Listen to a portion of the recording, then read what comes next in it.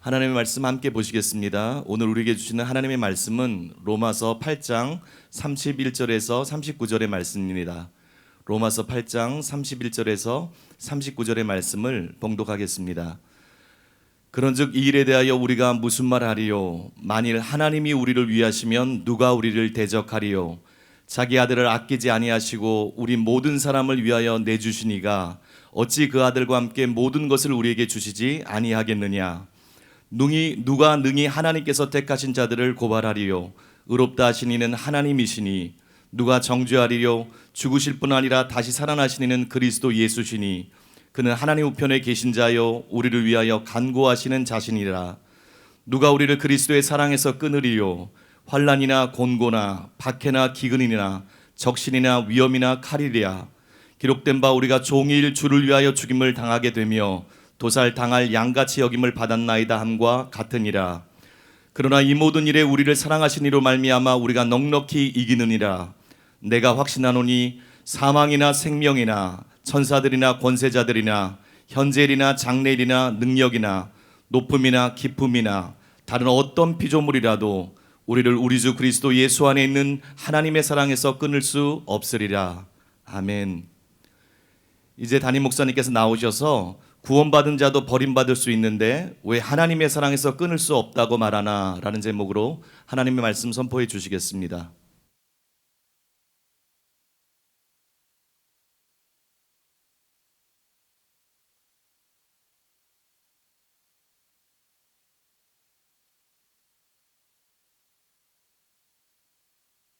오늘은 은혜 받을 생각은 하지 마시기 바랍니다. 목사가 설교하기도 전에 왜냐면 여러분들에게 은혜스러운 얘기를 할 시간이 없어요. 그럴 시간이 없고 진도를 상당히 나가야 되기 때문에 오늘 본문 말씀의 진짜 의미가 무엇인지를 설명하기도 바쁘기 때문에 제가 하나님께서 설사 은혜스러운 말씀을 원고에 없는 것을 주신다 할지라도 나눌 틈이 없어요. 그래서 오늘은 성경 공부하는 시간이다. 그렇게 편안한 마음으로 뇌를 쓸 생각을 하면서 그렇게 들으시기를 바랍니다. 오늘 본문인 로마서 8장 31절에서 39절, 그 다음에 제목은 구원받은 자도 버림받을 수 있는데 왜 하나님의 사랑에서 끊을 수 없다고 말했나. 많은 사람들이 궁금해할 수 있는 그런 주제인데요. 여기에 대해서 여러분들에게 말씀을 드리겠습니다.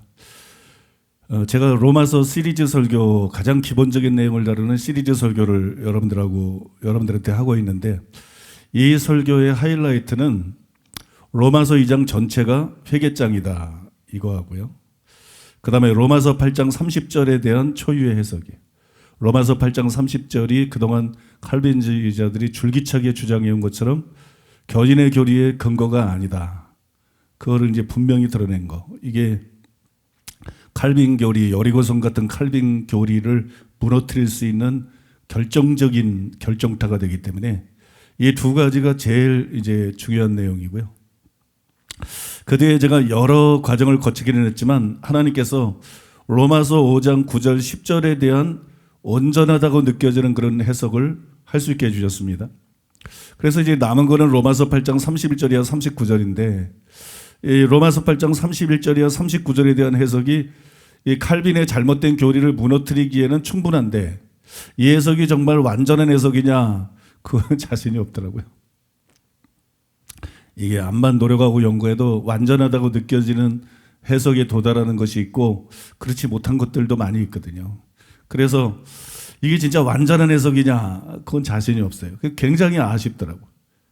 하나님의 은혜로 로마서 2장뿐만 아니라 불가능해 보였던 로마서 8장 30절도 완전한 해석을 할 수 있었고, 또 예상치 못하게 다른 구조들도 완전하다고 느껴지는 해석을 했는데 이 로마서 8장 31절하고 39절만 충분하다고는 느껴지지만 완전하다고 느껴지는 해석이 안 되니까 이게 옥의 티처럼 느껴지는 거예요. 이 책이 굉장히 중요한 책이 될 것인데 옥의 티처럼 느껴져서 굉장히 아쉬웠어요. 그런데 지난 11월 9일 좀 됐죠. 지난 11월 9일 아침에 제가 기도를 시작한 지 30분도 되지 않아서 갑자기 이 단락에 대한 착상들이 떠오르기 시작했어요. 동시에 온전한 해석이 어쩌면 가능할 것 같다. 그런 느낌이 왔어요. 그게 하나님이 제게 주시는 사인이에요. 기도할 때 성경 묵상하는 시간이 아닌데 어떤 구절에 대해서 자연스럽게 그 구절에 집중하게 되고 그 다음에 어떤 착상들이 떠오르고 그 다음에 영에 이제는 이거를 어쩌면 해석할 수 있겠다. 지금 성경 보고 연구하고 씨름하면 알 수 있겠다. 이런 느낌이 오면 거의 대부분 그때 연구하면 하나님이 그걸 해석할 수 있도록 그렇게 은혜를 주시고 또 빛과 계시를 주시더라고요. 제가 그런 경험들이 많이 있기 때문에 그래서 기도하다가 기대감을 갖고 갑자기 이제 로마서 8장 31절에서 39절을 연구하기 시작했어요. 저는 기도 시간이 이렇게 정해져 있는데 이 기도하다가 가끔 성경 연구로 들어가요. 그러고 난 다음에 또 기도하면 더 많이 기도해야 되죠. 그럼 너무 부담이 돼서 안 돼. 그래서 저는 기도하다가 내 의지랑 상관없이 하나님이 성경 연구를 인도하고 계시적으로 성경을 깨닫는 시간은 기도 시간으로 칩니다. 그게 기도 시간으로 쳐. 그래야 이게 부담이 안 돼. 아무튼 이제 성경을 연구하기 시작했는데 오늘 좀 이론적인 내용들에서 좀 웃으시라고 한마디 한 건데요. 웃어주셔서 감사합니다. 그래서 이제 성경 연구를 시작했는데 하나님의 은혜로 처음으로 이 단락에 대해서 이 정도면 완전하다. 그렇게 이제 느껴지는 해석이 가능하게 됐어요.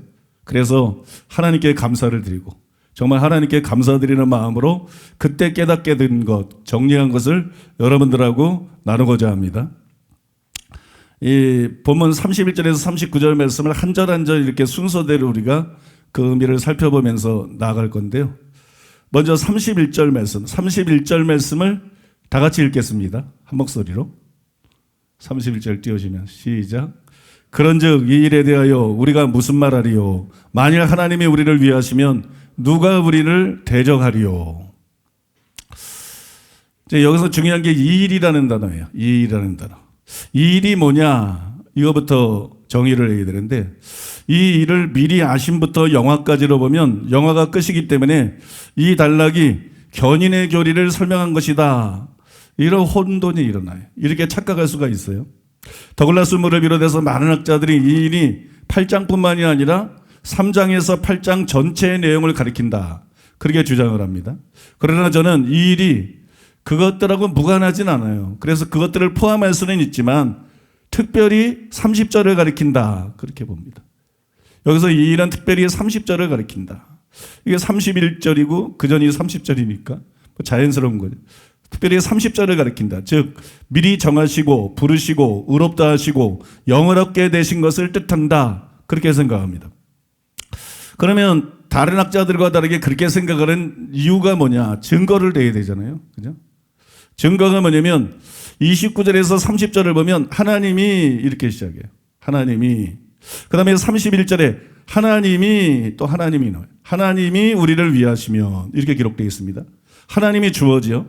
그러므로 여러분 31절은 앞에 두 절을 다 받고 있지만 특별히 저는 30절을 받고 있다고 생각하는 거예요. 그래서 31절이 앞에 두 절을 받는다는 것은 금방 이해가 되는데 특별히 30절을 받는 데는 근거는 뭐냐? 왜냐하면 31절에 보면 우리를 위하시면 이렇게 기록되어 있어요. 우리를 위하시면. 근데 그게 30절의 내용과 잘 어울린다는 거예요. 미리 정하신 자들을 부르시고 부르신 자들을 의롭다 하시고 의롭다 하신 자들을 영화롭게 하셨느니라. 이게 하나님이 우리를 위하신 결과잖아요. 그거하고 잘 조화가 되기 때문에 이 일이 뭘 받고 있느냐? 바로 30절을 가리키는 것이다. 그렇게 봅니다. 또 이 일의 원어를 보면 타우타라는 단어인데 이것들 그런 뜻이에요. 이것들 단수가 아니라 복수죠. 이것이 아니라 이것들 단수가 아니라 복수예요. 그래서 예정의 목적을 말하고 있는 29절보다는 정하신, 부르신, 의롭다 하신, 영화롭게 하셨느니라 이렇게 여러 가지를 말하고 있는 30절을 받는 것으로 보아야 된다는 거예요. 그렇게 봐야 자연스럽다는 거예요. 그래서 저는 이 일이 뭘 뜻하느냐? 여기서 이 일은 바로 30절 말씀을 가리키는 것이다. 그렇게 생각합니다. 이 일을 이 예정에서 미리 하신과 예정에서부터 영화까지로 보니까 31절이야 39절을 영화의 확실함을 말해주는 견인의 교리를 다룬 것처럼 학자들이 해석을 하는 거예요. 근데 이 일에 대해서 정확하게 파악을 못했다. 이 일은 오히려 30절에 있는 미리 아심부터 어디까지요? 영화롭게 하셨느니라. 그러니까 양자됨까지를 말하는 것이다. 양자됨까지를 말하는 것이다. 그래서 31절이야 39절 말씀이 반드시 견인의 교리를 설명한 것이 아니라는 거죠. 양자된 그 성도들에게 필요한 앞에서는 순종에 대한 권면을 줬고 그 다음에 지금부터 그 뒤의 부분에서는 고난에 대한 그들에게 필요한 권면을 주는 내용이라는 거예요. 그래서 칼빈주의자들이 착각하고 있는 것처럼 이 단락은 견인의 교리를 설명한 것이 아니다. 그런 말입니다. 잘 이해하셨죠? 안 어렵죠? 논리적인 얘기인데 들으면 생각보다 쉽게 이해가 되실 거예요. 자, 아직은 어려우면 안 돼요. 진짜 어려운 얘기는 뒤에 나오기 때문에. 네. 두 번째로 32절 말씀을 우리 다 같이 읽겠습니다. 32절 시작. 자기 아들을 아끼지 아니하시고 우리 모든 사람을 위하여 내주시니가 어찌 그 아들과 함께 모든 것을 우리에게 주시지 아니하겠느냐. 참 우리가 좋아하는 말씀이죠. 굉장히 은혜로운 말씀. 많은 사람들이 이 구절을 어떻게 이해하느냐. 아마 여러분도 그러셨거든요. 하나님이 예수님을 아끼지 않고 내어주셨으므로 그 어떤 것도 아끼지 않고 우리에게 주실 것이다. 이 말씀이 그런 뜻이라고 생각하실 거예요. 그죠? 근데 우리 경험하고는 좀 다르다. 뭐 이런 생각들도 좀 해보셨을 거예요. 이게 참 이런 뜻으로 이제 대부분 사람들이 이해를 합니다. 근데 이 말씀이 정말 그런 뜻이냐? 만약에 이 말씀이 정말 그런 뜻이라면 왜 여기에서 이 말을 하나? 이런 의문이 생깁니다. 여기 지금 기도를 말하는 것도 아니고 기도의 응답에 대해서 말하는 것도 아니고 그죠? 뭐 하나님은 어떤 기도에 응답하시나 뭐 정말 믿음으로 하면 전부 다 주시나 뭐 그런 주제가 아니거든요. 근데 뜬금없이 여기서 왜 이런 얘기를 하나? 이게 그 전후 내용하고 전혀 어울리지 않는다는 거예요. 우리가 이해하고 있는 대로 문자적으로 이해하면 전혀 이게 어울리지 않아요. 더구나 35절을 보면 이렇게 기록되어 있어요. 누가 우리를 그리스도의 사랑에서 끊으리요? 환난이나 공고나 박해나 기근이나 적신이나 위험이나 칼이랴. 자, 35절에 보면 앞에서 32절에서 모든 것을 아끼지 않고 우리에게 주신다 그랬잖아요. 모든 것을 아끼지 않고 우리에게 주신다 그랬는데 바로 그렇게 말한 대상들에게 기근이나 적신에 대해서 얘기를 했어요. 서로 모순이잖아요. 모든 걸 다 주는데 기근도 있고 적신도 있고 그죠? 그러니까 그러면 32절은 우리가 생각하는 그런 의미가 아니라는 거예요. 그냥 하나님께서 아끼지 않고 우리가 구하면 모든 걸 다 우리에게 주신다. 그러면 여기 뭐 다 재벌되지. 그런 뜻이 아니라는 거예요. 그러면 32절은 무슨 뜻일까요? 조금 궁금해지셨죠? 여러분 32절은 무슨 뜻일까요? 우리는 로마서 8장 29절과 30절을 해석할 때 에베소서 1장 4절과 5절이 바로 로마서 8장 29절과 30절과 일치하는 병행구절이라는 것을 알았습니다. 그죠? 기억하시죠? 그게 병행구절인 걸 알았어요. 그런데 바로 앞에 이렇게 기록이 돼 있어요. 에베소서 1장 3절 찬송하리로다. 하나님 곧 우리 주 예수 그리스도의 아버지께서 그리스도 안에서 하늘에 속한 모든 신령한 복을 우리에게 주시되. 하나님께서 우리에게 모든 걸 주시기는 주셨는데 뭘 주셨느냐? 하늘에 속한 것을 모두 주셨다. 하나도 아낌없이 그리스도와 함께 우리에게 뭘 주셨느냐? 세상에 속한 모든 걸 우리에게 준 게 아니라 하늘에 속한 모든 신령한 복을 우리에게 주셨다. 이렇게 기록되어 있어요. 또한 여러분 로마서 8장 29절이나 30절 바로 뒤에 이 병행구절 앞에는 에베소에는 이렇게 기록되어 있고 또 병행구절인 로마서 8장 29절 30절 바로 뒤에는 이렇게 기록이 되어 있습니다. 로마서 8장 31절로 32절 그런즉 이 일에 대하여 우리가 무슨 말하리요? 만일 하나님이 우리를 위하시면 누가 우리를 대적하리요? 자기 아들을 아끼지 아니하시고 우리 모든 사람을 위하여 내주시니가 어찌 그 아들과 함께 모든 것을 우리에게 주시지 아니하겠느냐. 여기 또 모든 게 나오죠. 그죠? 신기하게 서로 일치하지 않나요? 그래서 이것에 근거해서 저는 모든 것이 세상적이고 물질적인 것이 아니다. 우리가 하나님께 구할 때 뭐 세상적인 것, 물질적인 것, 자기 소원, 자기가 원하는 걸 구하면 무엇이든지 다 주신다, 이런 뜻이 아니다. 그건 우리 경험하고도 맞지 않죠? 그런 뜻이 아니다. 여기서 모든 것은 구원과 관계에 있는 신령한 은혜들을 뜻하는 거예요. 지금 바울은 기도응답이나 물질 축복이 주제가 아니에요. 계속 구원에 대해서 얘기하고 있는 거예요. 그래서 구원에 필요한 모든 것을 주신다.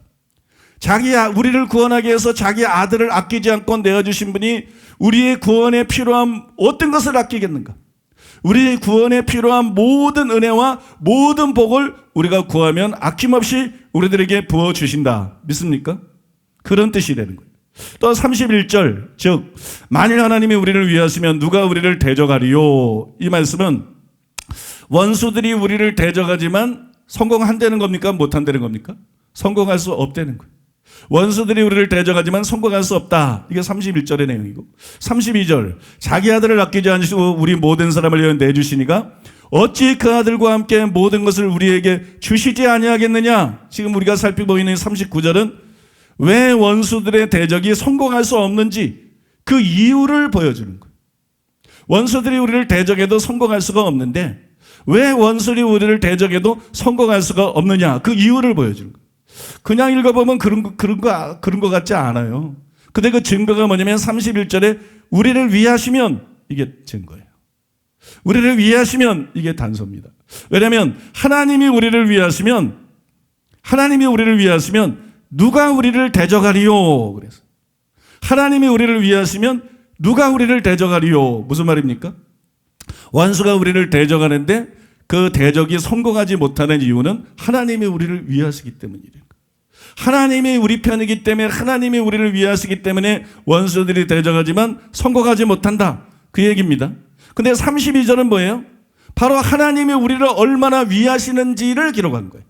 자기 아들을 아끼지 아니하시고 모든 사람을 우리에게 아무것도 아끼지 않는다. 믿습니까? 그러니까 하나님이 얼마나 우리를 위하시느냐, 그거를 보여준 거죠. 그러니까 32절 말씀은 원수들의 대적이 성공할 수 없는 이유를 보여준 거예요. 이해가 되시죠? 32절은 기도 무엇이든지 구하면 응답받는다, 이런 내용이 아닙니다. 도깨비 방망이처럼 그런 얘기가 아니고, 이 32절 말씀은 하나님께서 우리 구원에 필요한 어떤 은혜든지 꼭 필요한 은혜는 모든 것을 우리가 구할 때 공급해 주시기 때문에, 믿습니까? 원수들이 우리를 대적하지만 그것이 성공할 수 없다, 그 이유를 보여준 것이에요. 32절은 실제로 그런 뜻이에요. 이 단락의 구절을 살펴보면 그거를 우리가 더 확실히 알 수가 있습니다. 원래 지난 시간에 말씀드릴 게 아닌데 끝부분에 좀 제가 설명해 드렸는데, 이 31절과 31절이와 39절은 세 가지 질문과 그에 대한 답으로 구성이 되어 있어요. 첫 번째 질문은 이것입니다. 31절 만일 하나님이 우리를 위하시면 누가 우리를 대적하리요? 이게 첫 번째 질문이에요. 그 답은 32절입니다. 자기 아들을 아끼지 아니하시고 우리 모든 사람에 내주시니가 어찌 그 아들과 함께 모든 것을 우리에게 주시지 아니하겠느냐. 하나님이 이렇게 우리를 위한다. 그래서 구원에 필요한 걸 주시기 때문에 원수가 우리를 대적하도 우리를 멸망시킬 수 없다. 믿습니까? 그 다음에 두 번째 질문은 8장 33절 전반절이에요. 누가 능히 하나님께서 택하신 자들을 고발하리요? 이랬습니다. 그 답은 33절 후반절이야 34절입니다. 의롭다 하시는 하나님이시니 누가 정죄하리요? 죽으실 뿐 아니라 다시 살아나시는 그리스도 예수시니 그러나 하나님 우편에 계신 자요 우리를 위하여 간구하시는 자신이라. 그러니까 누가 우리를 고발해도 우리는 그거 실패한다는 거예요. 정죄받지 않는다는 거예요. 하나님 앞에서. 그죠? 세 번째 질문은 35절 전반절이에요. 누가, 다 누가예요. 누가 우리를 그리스도의 사랑에서 끊으리요? 이게 질문이에요. 누가 우리를 그리스도의 사랑에서 끊으리요? 그 답은 35절 후반절에서 39절까지예요. 환난이나 공고나 박해나 기근이나 적신이나 위험이나 칼이랴 이런 게 끊을 수 없다는 얘기지. 그죠? 기록된 바 우리가 종일 치료하여 죽임을 당하게 되며 도살할 양같이 여김을 받았나이다 함과 같으니라. 그러나 이 모든 일에 우리를 사랑하시로 말미암아 우리가 넉넉히 이기느니라. 내가 확신하노니 사망이나 생명이나 천사들이나 권세자는 현재이나 장래일이나 능력이나 높음이나 기쁨이나 다른 아무 피조물이라도 우리를 우리 주 그리스도 예수 안에 있는 하나님의 사랑에서 끊을 수 없으리라. 이게 답이죠. 그죠? 누가 끊으리요? 끊을 수 없으리라. 답한 거잖아요. 근데 세 가지 답 모두 질문에 대한 이유를 보여주고 있어요.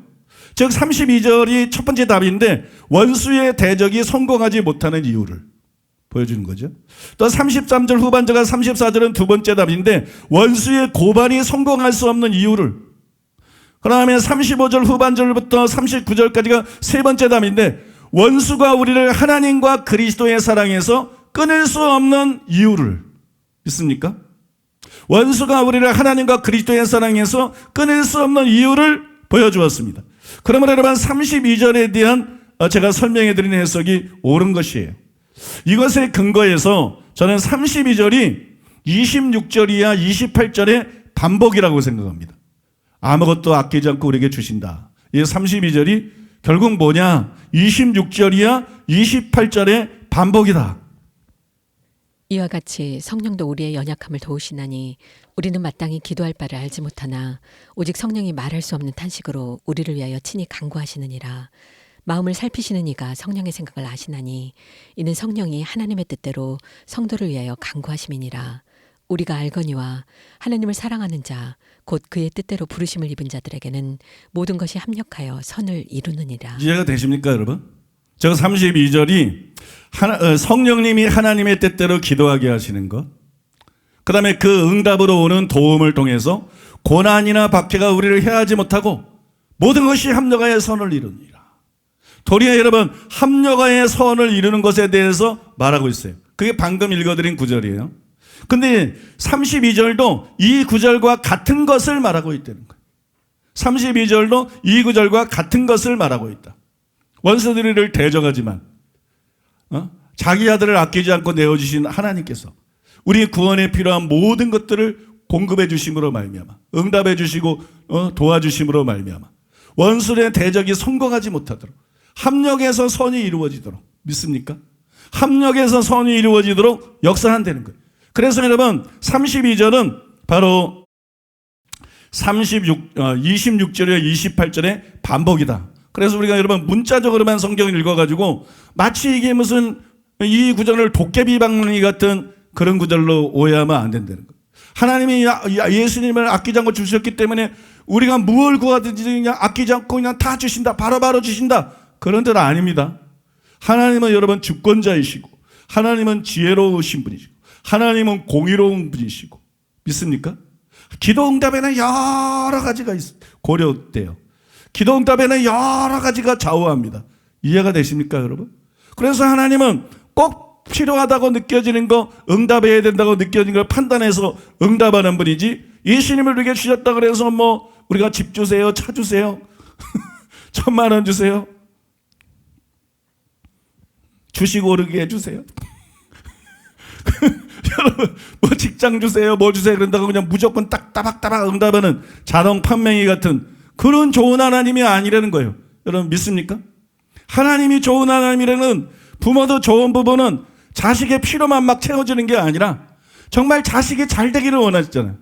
하나님도 여러분 단순히 우리가 원하는 모든 것들을 막 채워주는 게 아니라 여러분 우리가 구원받고 우리가 영원히 성장하고 우리가 여러분 신앙생활 제대로 하고 예수님 닮다가 저 천국에 가기를 원하신다는 거예요. 그래서 거기에 필요한 모든 것을 다 공급해 주시는 것이지만, 그러나 여러분 우리가 필요하다고 느끼는 세상적이고 물질적인 것, 물론 합당한 것들을 하나님께서 다 들으셔요. 정력으로 구하는 것 아니고 욕심으로 구하는 것 아니고 하나님의 뜻이 아니라 잘못되게 구하는 것 외에는 하나님이 응답하시지만 우리가 구한다고 모든 것을 다 채워주는 그런 하나님은 아니라는 거예요. 그래서 많은 사람들이 정말 자기에게 필요한 것은 회개인데, 정말 자기에게 필요한 것은 순종인데, 정말 자기에게 필요한 것은 자기가 변화되는 것인데 그거를 회개하고 기도할 생각을 안 하고 그냥 이거 달라 저거 달라 기도하고 뭐 성경에서 자기 아들을 아끼지 않고 주신 분이 모든 것을 어떤 거를 주시지 않겠느냐 그렇게 말씀해놓고 구하니까 안 주더라. 이래서 여러분 시험 받는 사람도 있고 막 그렇잖아요. 여러분 하나님은 거룩한 분이십니다. 하나님은 좋으신 하나님이시며 하나님은 또한 거룩한 분이시며 하나님은 지혜로우신 분이시며 하나님은 주권자이시며, 믿습니까? 그냥 좋다는 거 하나 가지고 다 역사하는 게 아니에요. 이 모든 것이 다 해서 정말 어떤 것이 이 사람에게 선이 되나, 합력해서 선이 되나, 정말 어떤 것이 이 사람에게 유익이 되나 믿습니까? 우리는 내가 원하는 것만 가지면 다 그게 선인 줄 알아.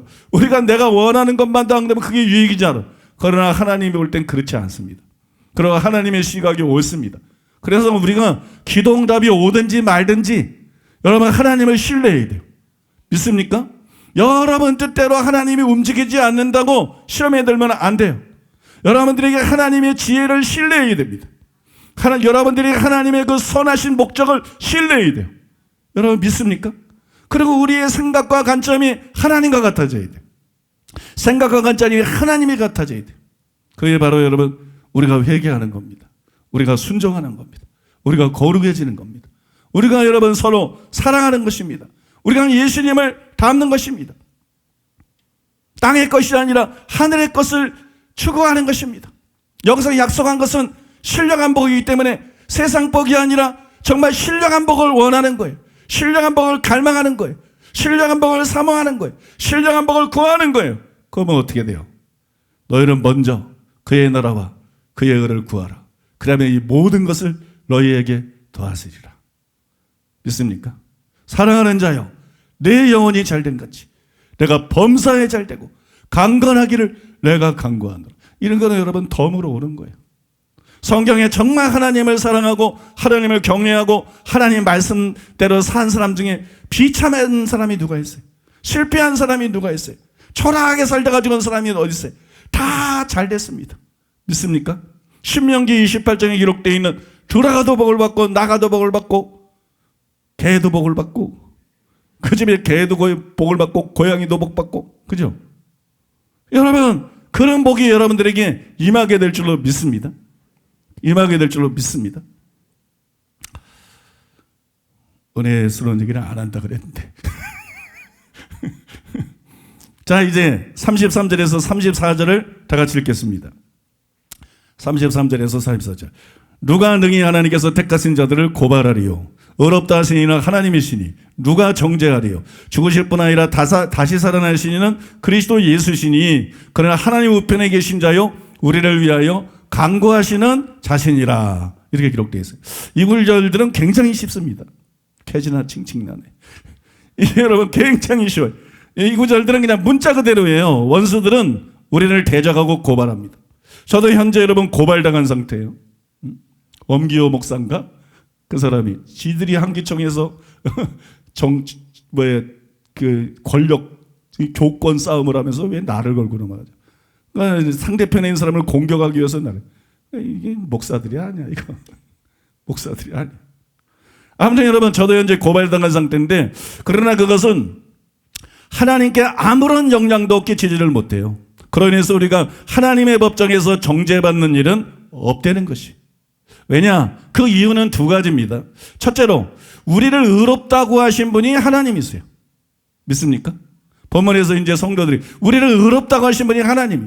근데 누가 우리를 심판하느냐? 우리를 의롭다고 선언하시. 우리가 예수 믿을 때 회개하고 예수 믿을 때 의롭다함을 받았잖아요. 그 의롭다, 이 세상 사람이 그런 게 아니거든. 내가 그런 것도 아니거든요. 하나님이 의롭다 그런 거거든. 믿습니까? 우리를 의롭다 하신 분이 하나님인데 심판날 누가 우리를 심판하느냐? 그 하나님이 우리를 심판한다고. 그러니까 대적들이 아무리 우리를 대적해도 여러분 우리는 정죄를 받지 않는다는 거예요. 고발을 해도 우리는 정죄를 받지 않는다는 거예요. 하나님의 법정에서. 두 번째 이유는 뭐냐면은 우리의 죄를 위해서 십자가에서 죽으시고 부활하사 하나님 우편에 앉아 계신 예수님이 우리를 위해서 간구하신다는 거예요. 우리를 위해서 변호해 주신다는 거예요. 여기 간구라는 단어는 단순히 중보기도가 아니라 변호를 뜻하는 거예요. 왜냐하면 간구하고 정죄가 여기서 대조가 되고 있잖아요. 이 말씀 안에서 간구하고 정죄가 대조가 되고 있기 때문에 십자가의 죽음에 근거한 변호를 뜻하는 거예요. 이와 같이 하나님의 법정에서 또 마지막 심판날 바로 우리를 위해서 죽으신 예수님께서 당신의 죽음을 근거로 해서 우리를 변호해 주신다는 거예요.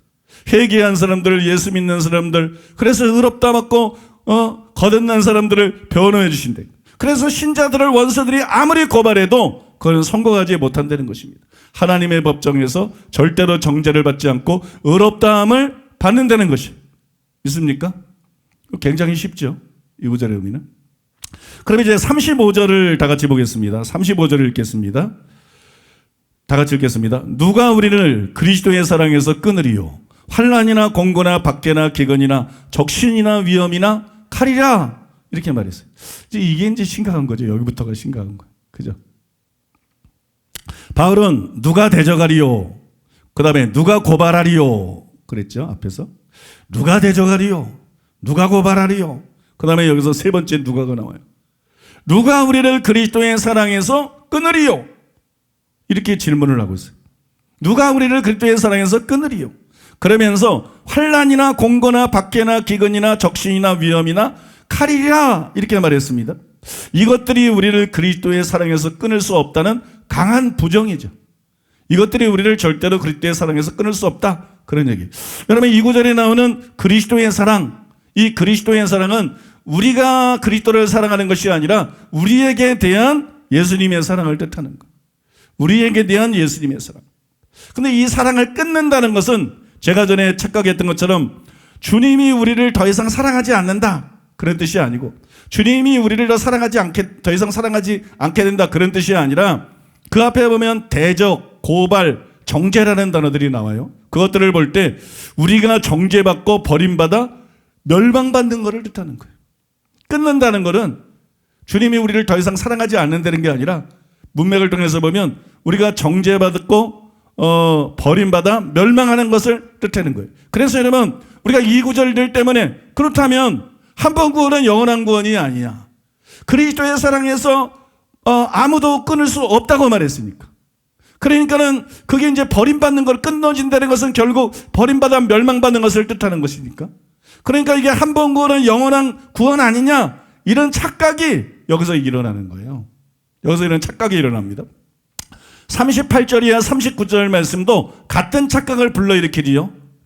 내가 확신하노니 사망이나 생명이나 천사들이나 권세자들이나 현재일이나 장래일이나 능력이나 높음이나 깊음이나 다른 어떤 피조물이라도 우리를 우리 주 그리스도 예수 안에 있는 하나님의 사랑에서 끊을 수 없으리라. 자, 이 두 구절은 방금 읽어드린 구절은 똑같지 않아요. 35절하고 내용이 똑같지 않고 더 확대해서 말을 했어요. 더 확대해서 말했지만 35절의 반복입니다. 사실상은 35절과 똑같은 말을 하고 있는 거예요. 여기서 바울은 환난에서 칼뿐만이 아니라 더 많은 것들을 열거했습니다. 죽든지 살든지 천사든 마귀든 귀신이든 현재일이나 장래일이나 즉 지금이나 앞으로 병들고 실패하고 사고를 당하고 어떤 일이 일어나든 그런 뜻이에요.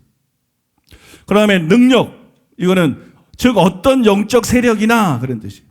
또 높음이나 깊음이나 이것은 즉 하늘 위에 있는 것이나 땅 아래에 있는 것이나 그런 뜻입니다. 그 외에 어떤 피조물도 우리를 하나님의 사랑에서 끊을 수 없다. 어떤 것도 우리를 그리스도의 사랑에서 하나님의 사랑에서 끊을 수 없다. 단언을 했어요. 그래서 우리는 35절 말씀과 이 구절들 때문에 한 번 구원은 영원한 구원이다. 아무도 그리스도의 사랑에서 우리를 끊을 수 없다. 아무도 하나님의 사랑에서 우리를 끊을 수 없다. 그러니까 우리는 안전하고 구원받은 자는 안전하고 한 번 구원은 영원한 구원이다. 이런 착각이 일어난다는 거예요. 이렇게 착각하기가 쉽다는 것이죠. 그러나 이 구절들이 과연 그런 의미냐, 그걸 말하고 있는 거냐? 아니에요. 그렇지 않다는 거예요. 왜냐하면 이 두 구절들 사이에 있는 35절과 38절, 39절 사이에 있는 36절에서 37절 말씀이 그 이유를 보여준다는 거예요. 왜 이 구절이 그런 뜻이 아닌지 그 이유가 바로 36절과 37절에 드러나 있다는 거예요. 그래서 36절, 37절이 굉장히 중요하겠죠. 머리에 쏙 들어가라고 이번에는 권사님하고 여러분하고 읽으시기 바랍니다. 시작. 기록된 바 우리가 종일 주를 위하여 죽임을 당하게 되며 도살당할 양같이 여김을 받았나이다함과 같으니라. 그러나 이 모든 일에 우리를 사랑하시는 이로 말미암아 우리가 넉넉히 이기느니라. 여러분 이 구절들은 그것들이 35절과 38절, 39절이죠. 35절과 38절, 39절에 나오는 그것들이 우리를 버림받지 못하게 하는 이유를 보여주는 거예요. 왜 그것들이 그리스도의 사랑에서 우리를 끊을 수 없나? 왜 그것들이 하나님의 사랑에서 우리를 끊을 수 없나? 왜 그것들이 우리를 버림받게 하지 못하나? 그 이유를 보여줍니다. 그러니까는 이 방금 읽은 말씀은 35절뿐만 아니라 38절과 39절에서 일어나는 의문에 대한 답이 되는 거예요. 왜냐하면 이미 말했던 것처럼 이 단락은 세 가지 질문과 그에 대한 답으로 구성이 되어 있고 세 가지 답 모두 질문에 대한 이유를 보여주는 것이기 때문입니다. 그런데 35절과 38절, 39절의 이유를 보여주는 것이 바로 36절과 37절이라는 거예요. 35절의 이유, 그 다음에 38절과 39절의 이유, 그거를 보여주는 것이 바로 36절에서 37절이라는 거예요. 그래서 여러분, 바울이 그리스도의 사랑에서 이것들이 끊을 수 없는, 하나님의 사랑에서 이것을 끊을 수 없는 그 이유를 뭐라고 말했나? 이게 결정적으로 중요한 거예요. 그것에 따라서 이 구절들의 의미가 달라지는 거예요. 바울은 왜 끊어지지 않는다고 말했나? 왜 끊을 수 없다고 말했나? 그 이유가 뭔가? 근데 만약에 장로께서 주장하는 것처럼, 칼빈이 주장하는 것처럼 한 번 구원은 영원한 구원이기 때문이야.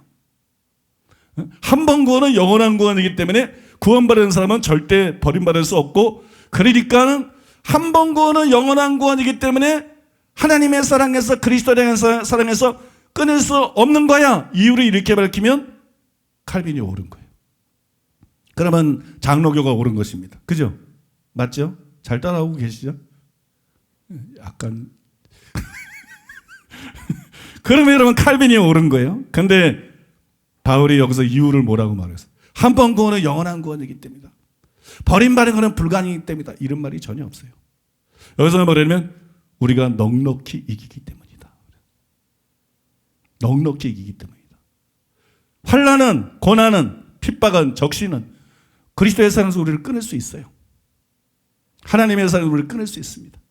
우리가 거기가 바르게 반응하지 못하면, 우리가 그때 시험에 들고 원망하고 불평하고 우리가 교회를 떠나고 신앙을 버리고 또는 핍박이 무서워서 배교하면 분명히 여러분 끊어집니다. 버림받습니다. 믿습니까? 근데 여기서 뭐라 그랬어요? 우리가 넉넉히 이기느니라. 우리를 사랑하시는 이로 말미암아, 그분의 도움으로 말미암아 우리가 넉넉히 이긴다. 그래서 그리스도의 사랑에서 우리를 끊을 수 없다. 믿습니까? 하나님의 사랑에서 끊을 수 없다. 여러분, 핍박받는 것 자체가 그를 끊을 수는 없잖아요. 핍박받을 때 믿음을 지키고 바르게 반응하는데 어떻게 박해가 칼이 우리를 그리스도의 사랑에서 끊을 수 있어요? 어떻게 하나님의 사랑에서 끊을 수 있어요? 너무 당연한 얘기 아닙니까? 여러분들이 자꾸 눈을 이렇게 꿈쩍꿈쩍 있어서 좀 설명을 좀 더 붙이고 있는 건데. 그러니까 여러분, 그리스도의 사랑에서 끊을 수 없는 이유, 35절에서 말한 것들이, 또 하나님의 사랑에서 끊을 수 없는 이유, 38절이야 39절에서 바울이 거론한 것들이, 그 이유가 한 번 구원은 영원한 구원이기 때문에 끊을 수 없다, 안전하다 이렇게 말했다면 이 구절이 칼빈 교리를 말하고 있는 것이 맞다는 거예요. 그리고 칼빈의 교리가 옳다는 것이. 그런데 그런 말이 전혀 없다는 거예요. 왜 그리스도의 사랑에서 끊을 수 없나? 왜 하나님의 사랑에서 끊을 수 없나? 그 이유를 말하는데 우리가 넉넉히 이기기 때문이다. 믿습니까? 우리가 그것들을 넉넉히 이기기 때문이다. 그런 일들이 다가오지만, 그런 여러 가지 일들을 겪고 어려움을 겪지만 우리가 믿음을 버리지 않기 때문이다. 우리가 배교하지 않기 때문이다. 우리가 하나님을 의지하기 때문이다. 그분이 도와주는 힘으로 우리가 그것들을 이기기 때문이다. 여러분 믿습니까? 그러니까 그것이 그리스도의 사랑에서 끊을 수 없다는 거예요. 그러니까 그것이 하나님의 사랑에서 끊을 수 없다는 거예요. 이제는 여러분들이 조금 이해가 되시는 것 같아요. 지금 제가 몇 번 얘기를 하고 있거든. 몇 번 얘기를 하고 있는데, 여러분, 그래서 끊을 수 없다는 거예요. 그러니까 이거는 그냥 의미를 이해하지 못하고 읽을 때에는 한 번 구원을 영원한 구원, 끊을 수 없다. 하나님의 그리스도의 사랑에서, 하나님의 사랑에서 끊을 수 없다. 그러니까 궁극적인 구원이 무조건 확신하고 한 번 구원을, 영원한 구원을 말하고 있는 것 같지만, 이 단락의 구조를 제가 말씀드렸잖아요. 세 가지 질문과 세 가지 답. 그 다음에 그 답에는 이유를 말해주고 있는 것이고, 그래서 그 이유가 칼빈의 절대 주권에 의한 예정이나 한 번 구원은 영원한 구원이 아니라 그분이 도와주시는 도움을 통해서 우리가 이기기 때문이라고 말한 것을 볼 때, 이렇게 이거는 한 번 구원 영원한 구원 그 교리를 말하고 있는 게 아니라는 거예요. 칼빈의 교리를 말하고 있는 게 아니고 그거를 여러분 입증하고 있는 그 교리의 근거 구절이 아니라는 것입니다. 여러분 이해가 되시죠? 예, 믿겠습니다. 믿습니다.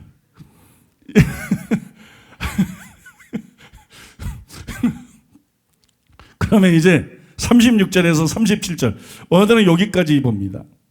그래서 참 여기까지 그러니까 이제 또 기가 솔깃하셔가지고 금방 끝나나 보다.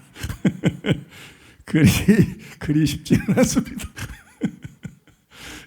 아무튼 오늘은 여기까지 36절에서 37절까지 여러분들에게 설명해 드리고 그 다음에 38절 오늘 설명만 들어도 여러분이 아 이게 칼빈이 성경을 잘못 봤구나, 장로교 교리가 비성경적이고 잘못됐구나 그걸 분명히 알 수 있지만 이제 다음 시간에 38절 39절은 이제 확인 사살이라고 그러지. 확인. 야 이거 진짜 칼빈이 성경 잘못 본 거구나. 야 이거 진짜 장로교 교리 비성경적이고 엉터리구나. 이거 정말 너무 영혼들에게 위험한 거짓 교리구나. 믿습니까? 그 여러분들이 아주 다음 시간에는 재확인하게 되는 그런 일이 일어나게 될 줄로 믿습니다. 그래서 36절과 37절을 같이 읽겠습니다. 한 목소리로. 기록된 바 우리가 종일 주를 위하여 죽임을 당하게 되며 도살할 양같이 여김을 받았나이다 함과 같으니라. 그러나 이 모든 일에 우리를 사랑하시니로 말미암아 우리가 넉넉히 이기느니라. 여러분 방금 전에도 말씀드렸지만 이 구절을 통해서 우리는 왜 35절과 38절에서 39절이 한 번 구원은 영원한 구원의 근거 구절이 아닌지를 확실히 알 수가 있어요. 그래서 여러분 이 36절 37절에 대한 설명과 해석이 굉장히 중요한 것이에요. 그리고 이제 천천히 어려워집니다. 여기서부터 이제 천천히 어려운 얘기로 들어가기 때문에 여러분 주의를 집중해서 잘 들으시기를 바랍니다. 먼저 35절을 살펴보겠습니다. 이 35절에 대해서 공동번역은 이렇게 번역을 했어요. 우리의 처지는 우리는 종일토록 당신을 위하여 죽어갑니다.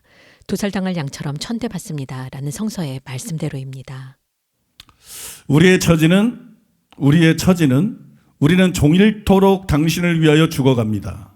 도살당할 양처럼 천대받습니다라는 성서의 말씀 그대로입니다. 이렇게 번역했어요. 제가 왜 공동번역 성경을 인용하냐면 2절의 의미를 정확하게 보여줬어요. 개역 성경은 뭐라고 말하는지 잘 모르겠어요. 2절의 의미가 무엇인지를 정확하게 보여줬어요. 다시 보세요. 우리의 처지는 우리는 종일토록 당신을 위하여 죽어갑니다. 도살할 양처럼 천대받습니다. 라는 성서의 말씀 그대로입니다. 요겁니다. 36절의 의미는 이것이 이 구절은 시편 44편 22절에 기록되어 있는 대로 옛날부터 참종과 참송도들은 박해를 받았고 그게 시편이 말해주고 있다는 거예요. 성경이 그걸 말하고 있다. 옛날부터 구약시대 때도 참종들은 박해를 받았다. 참송도들은 박해를 받았다. 참된 선지자들은 박해를 받았다. 거짓 선지자들은 환영을 받았다. 그런데 우리도 현재 박해를 받고 있다. 그러므로 박해가 이상한 것이 아니다. 원래 참된 종들은, 원래 참된 성도들은 박해를 받는 것이다. 음해도 당하는 것이고 공격도 당하는 것이다. 믿습니까? 그런 뜻이에요. 그런 뜻. 박해의 필연성을 말하면서 바울과 로마 교회 성도들이 박해당하고 있는 현실에 대해서 쓴 것입니다. 5장 3절에는 환난 중에 참으며 그들이 환난 중에 참고 있었어요. 그죠? 그 다음에 여기서 그 다음 구절에서도 뭐라 그래? 넉넉히 이기느니라. 응? 고난을 당하고 있지만 앞에 35절에서 말한 여러 가지 환난에서 칼까지 그런 어려운 일을 당하고 있지만 넉넉히 이기느니라. 여러분 이들은 이런 박해를 당하고 있었어요. 바울도 박해를 당하고 있었어요. 로마 교회 성도들도 박해를 당하고 있었어요. 그런데 우리가 하나님을 정말 진실한 마음으로 믿는데, 우리가 정말로 하나님을 경외하는데, 우리가 정말로 하나님 말씀대로 살고 하나님을 사랑하는데 왜 이런 박해를 당하지? 왜 이런 고난을 당하지? 원래 참된 종들과 참된 백성들은 그렇게 박해를 당했다는 거예요. 그게 성경의 시편에 나와 있다는 거예요. 그러니까 우리가 현재 당하는 박해 당하는 거는 우리가 참된 성도들이니까 우리가 참된 하나님의 종들이니까 이상한 것이 아니라는 거예요. 예수님께서 마태복음 5장 10절이야 12절에 전에 너희 참된 선지자들이 그렇게 했다. 이렇게 말한 거죠. 이게 이상한 것이 아니라는 것이. 믿습니까? 그 얘기를 하고 있는 것입니다. 그게 36절의 의미입니다. 다음으로 37절을 살펴보겠습니다. 그러나 이 모든 일에 우리를 사랑하시는 이로 말미암아 우리가 넉넉히 이기느니라. 36절은 현 상황을 보여주고 있는 거죠. 그죠? 현 상태를 보여준 거죠. 그 다음에 37절은 왜 환난이나 공고나 박해나 기근이나 적시나 위험의 칼이 버림받게 할 수 없는지 그 이유를 보여준 것이. 36절은 현 상황, 37절은 왜 그것들이 그리스도의 사랑에서 우리를 끊을 수 없는가. 왜 그것들이 우리를 버림받게 할 수 없는가. 그 이유를 보여준 게 37절입니다. 근데 저는 이 37절 때문에 고민을 진짜로 많이 했어요. 37절 때문에 고민을 참 많이 했는데, 왜냐하면 많은 학자들이 31절에 자기 아들을 아끼지 않고 우리를 위해 내주시니가 모든 것을 주시지 않겠느냐 이러잖아요. 이 모든 것이 주시지 않겠느냐를 근거해서 하나님이 구원에 필요한 모든 은혜를 공급해 주심으로 한 번 구원은 영원한 구원이다. 우리는 안전하다. 그렇게 나갑니다. 모든 걸 주시지 않겠느냐 그러지 않았냐? 그럼 구원에 필요한 모든 것을 공급해 주는데 왜 안전하지? 구원에 필요한 모든 걸 주시니까 한 번 구원은 영원한 구원이에요. 근데 32절을 근거해서 그렇게 주석가들이 끌고 나갈 뿐만 아니라 또 37절, 그러나 이 모든 일에 우리를 사랑하시로 말미암아 우리가 넉넉히 이기느니라. 이 37절을 통해서 같은 주장을 펼쳐요. 우리를 사랑하신 이로 말미암아, 다른 번역은 우리를 사랑하신 이가 주시는 도움으로 말미암아, 그게 더 정확한 번역이에요. 우리를 사랑하신 이가 주시는 도움으로 말미암아 우리가 넉넉히 이기느니라. 그러니까 안전하다는 거예요. 그러니까 안전하고 이 아멘이 맞는지 모르겠습니다.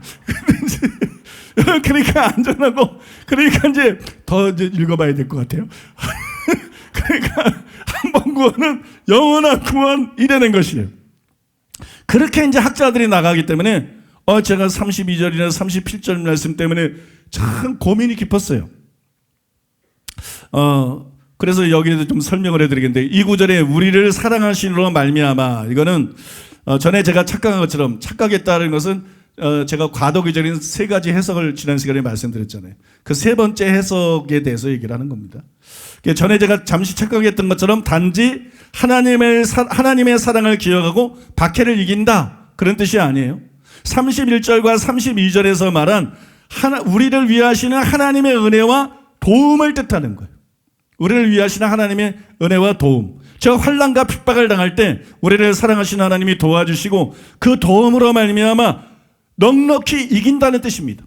여러분, 이미 말씀드렸듯이 이것은 환난 이하 칼이, 35절에서 나오는 그 내용들이 환난 이하 칼이 우리를 그리스도의 사랑에서 끊을 수 없는 이유가 되지요. 때문에 만약 바울이 여기서 그 사랑을 끊을 수 없는 이유로 한 번 구원은 영원한 구원이기 때문이다, 이렇게 했으면 칼빈이 옳은 것이 된다고 말을 했죠. 그죠? 그러면 칼빈이 옳은 것이 됩니다. 그러나 그렇게 말하지 않았다는 거예요. 다시 말하지만 그렇게 말하지 않고 배교하지 않고 하나님의 도움으로 말미암아 넉넉히 이기 때문에 하나님의 사랑에서 끊을 수 없다, 이렇게 말했다는 거예요. 그래서 여러분, 이 단락은 칼빈이 주장한 견인교리의 근거가 아니라는 것입니다. 전에 로마서 5장 9절과 10절을 해석할 때 이 5장 3절과 4절을 통해서 우리가 이것에 대해서 이미 다뤘습니다. 거기서 바울이 뭐라 그러냐면 환난은 인내를, 인내는 연단을, 연단은 소망을 이룬다, 그렇게 선언했어요. 근데 환난이 무조건 소망을 이루게 됩니까? 아니죠. 그래서 환난은 인내를 그랬어요. 환난은 무조건 소망을 이루게 되는 게 아니에요. 환난 때 인내하지 못하고 배교하면 소망을 이루는 것이 아니라 오히려 절망을 이루게 되죠. 인내해야만 소망을 이룰 수가 있어요. 그죠? 인내해야만 소망을 이룰 수가 있습니다. 그런데도 인내가 반드시 필요하고 인내가 없으면 안 되는데도 이 말을 할 때 사도 바울이 인내를 당연시했어요. 끝까지 인내로 반응할 것으로 보고 소망을 이룬다고 단언을 했어요. 환난은 인내를, 인내는 연단을, 연단은 소망을 이룬다, 이렇게 단언을 했어요. 여러분, 이 구절도 똑같다는 것이. 지금 39절도 그 똑같은 방식으로 얘기하고 있다는 거예요. 왜냐하면 지금 같은 대상에 대해서 말하고 있는 거예요. 같은 대상에 대해서. 5장이나 8장이나 지금 같은 로마 교회의 성도들에 대해서 말하고 있는 것이고요. 로마서 5장에서처럼 구원받았을 뿐만 아니라 정상적으로 신앙생활하고 박해에 굴하지 않고 인내하는 성도들에게 말한 것이, 또 하나님의 지속적인 도우심, 32절과 37절에 나오는 8장, 하나님의 지속적인 도우심과 현재 환난 중에 인내하고 있는 것, 37절에 나오는 이것에 근거해서 앞으로 더 잘 이겨낼 것으로 보고 우리가 넉넉히 이기느니라, 이렇게 말한 것이에요. 여러분, 누가 이런 성도들을 그리스도의 사랑에서 끊을 수가 있겠어요? 거듭났을 뿐만 아니라 정상적으로 신앙생활하고 말씀대로 살고, 그죠? 환난 중에 인내하고, 그죠? 지금 그런 성도들이에요. 이런 성도들이면 누가 그리스도의 사랑에서 끊을 수가 있겠어요? 없는 것이에요. 그래서 바울이 누가 우리를 그리스도의 사랑에서 끊으리요? 환난이나 공고나 박해나 기근이나 적신이나 위험이나 칼이가 확신에 가득 차서 이 말을 했다는 것이.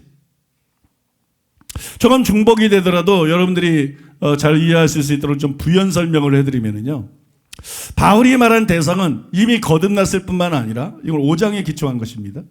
5장이 그런 이미 예전에 살펴볼 때, 지금은 다 설명하지는 않겠어요. 5장의 근거에서 확실한 얘기고, 이미 거듭났을 뿐만 아니라 8장 전반부에 근거해 볼 때 말씀대로 살면서 신앙생활을 잘하고 있는 사람들이에요. 그리고 5장 3절과 8장 37절 말씀이 보여주듯이 고난 중에도 인내하고 있는 자들이죠. 그 구절들의 고난 중에 즐거워하고 넉넉히 이기는 게 나와 있으니까. 그러니까 고난 중에도 인내하고 있는 성도들이에요. 그런 자들을 그리스도의 사랑에서 어떻게 끊느냐? 그들이 배신을 해야 그리스도의 사랑에서 끊어지는 거지. 그들이 배신을 해야 버림받는 거지. 그래서 그들을 격려하기 위해서 아무도 그리스도와 하나님의 사랑에서 끊을 자가 없다, 사도 바울이 이렇게 말을 했다는 것이. 한 번 구원은 영원한 구원이라서 이런 말을 한 것이 아니고, 지금 설명해드린 이런 이유 때문에 사도 바울이 그들의 궁극적인 구원이 확실하다고 강력하게 말하고 있다는 것입니다. 여러분, 상식이지만 고난당하는 사람들에게 필요한 게 뭡니까? 고난당하는 사람들에게 필요한 것이 한 번 구원은 영원한 구원이다, 이런 달콤한 말인가요? 아니죠. 고난당하는 사람들에게 필요한 것은 위험한 것이, 배교하면 지옥 가는 거예요. 멸망하는 거예요. 그러니까 여러분, 따끔한 경고입니다. 따끔한 충고입니다. 고난 때문에 두려워하고 믿음이 흔들리고 있다면 당연히 그 사람의 영혼을 위해서 우리가 경계를 해야 돼요.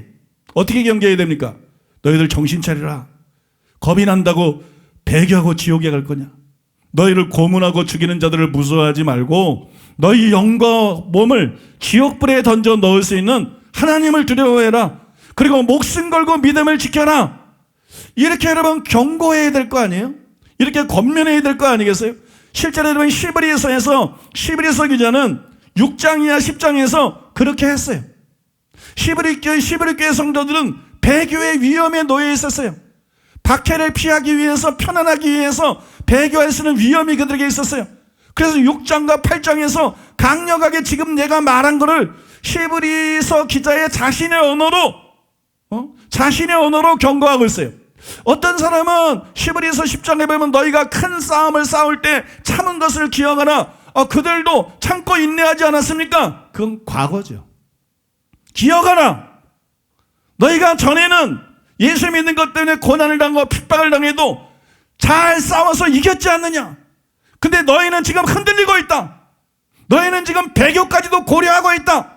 그러니까 6장과 10장에서 그러면 안 된다는 거, 하나님의 손에 떨어지는 것이 얼마나 무섭다는 거, 다시는 사함받을 수 없다는 거 강력하게 경고하고 있어요.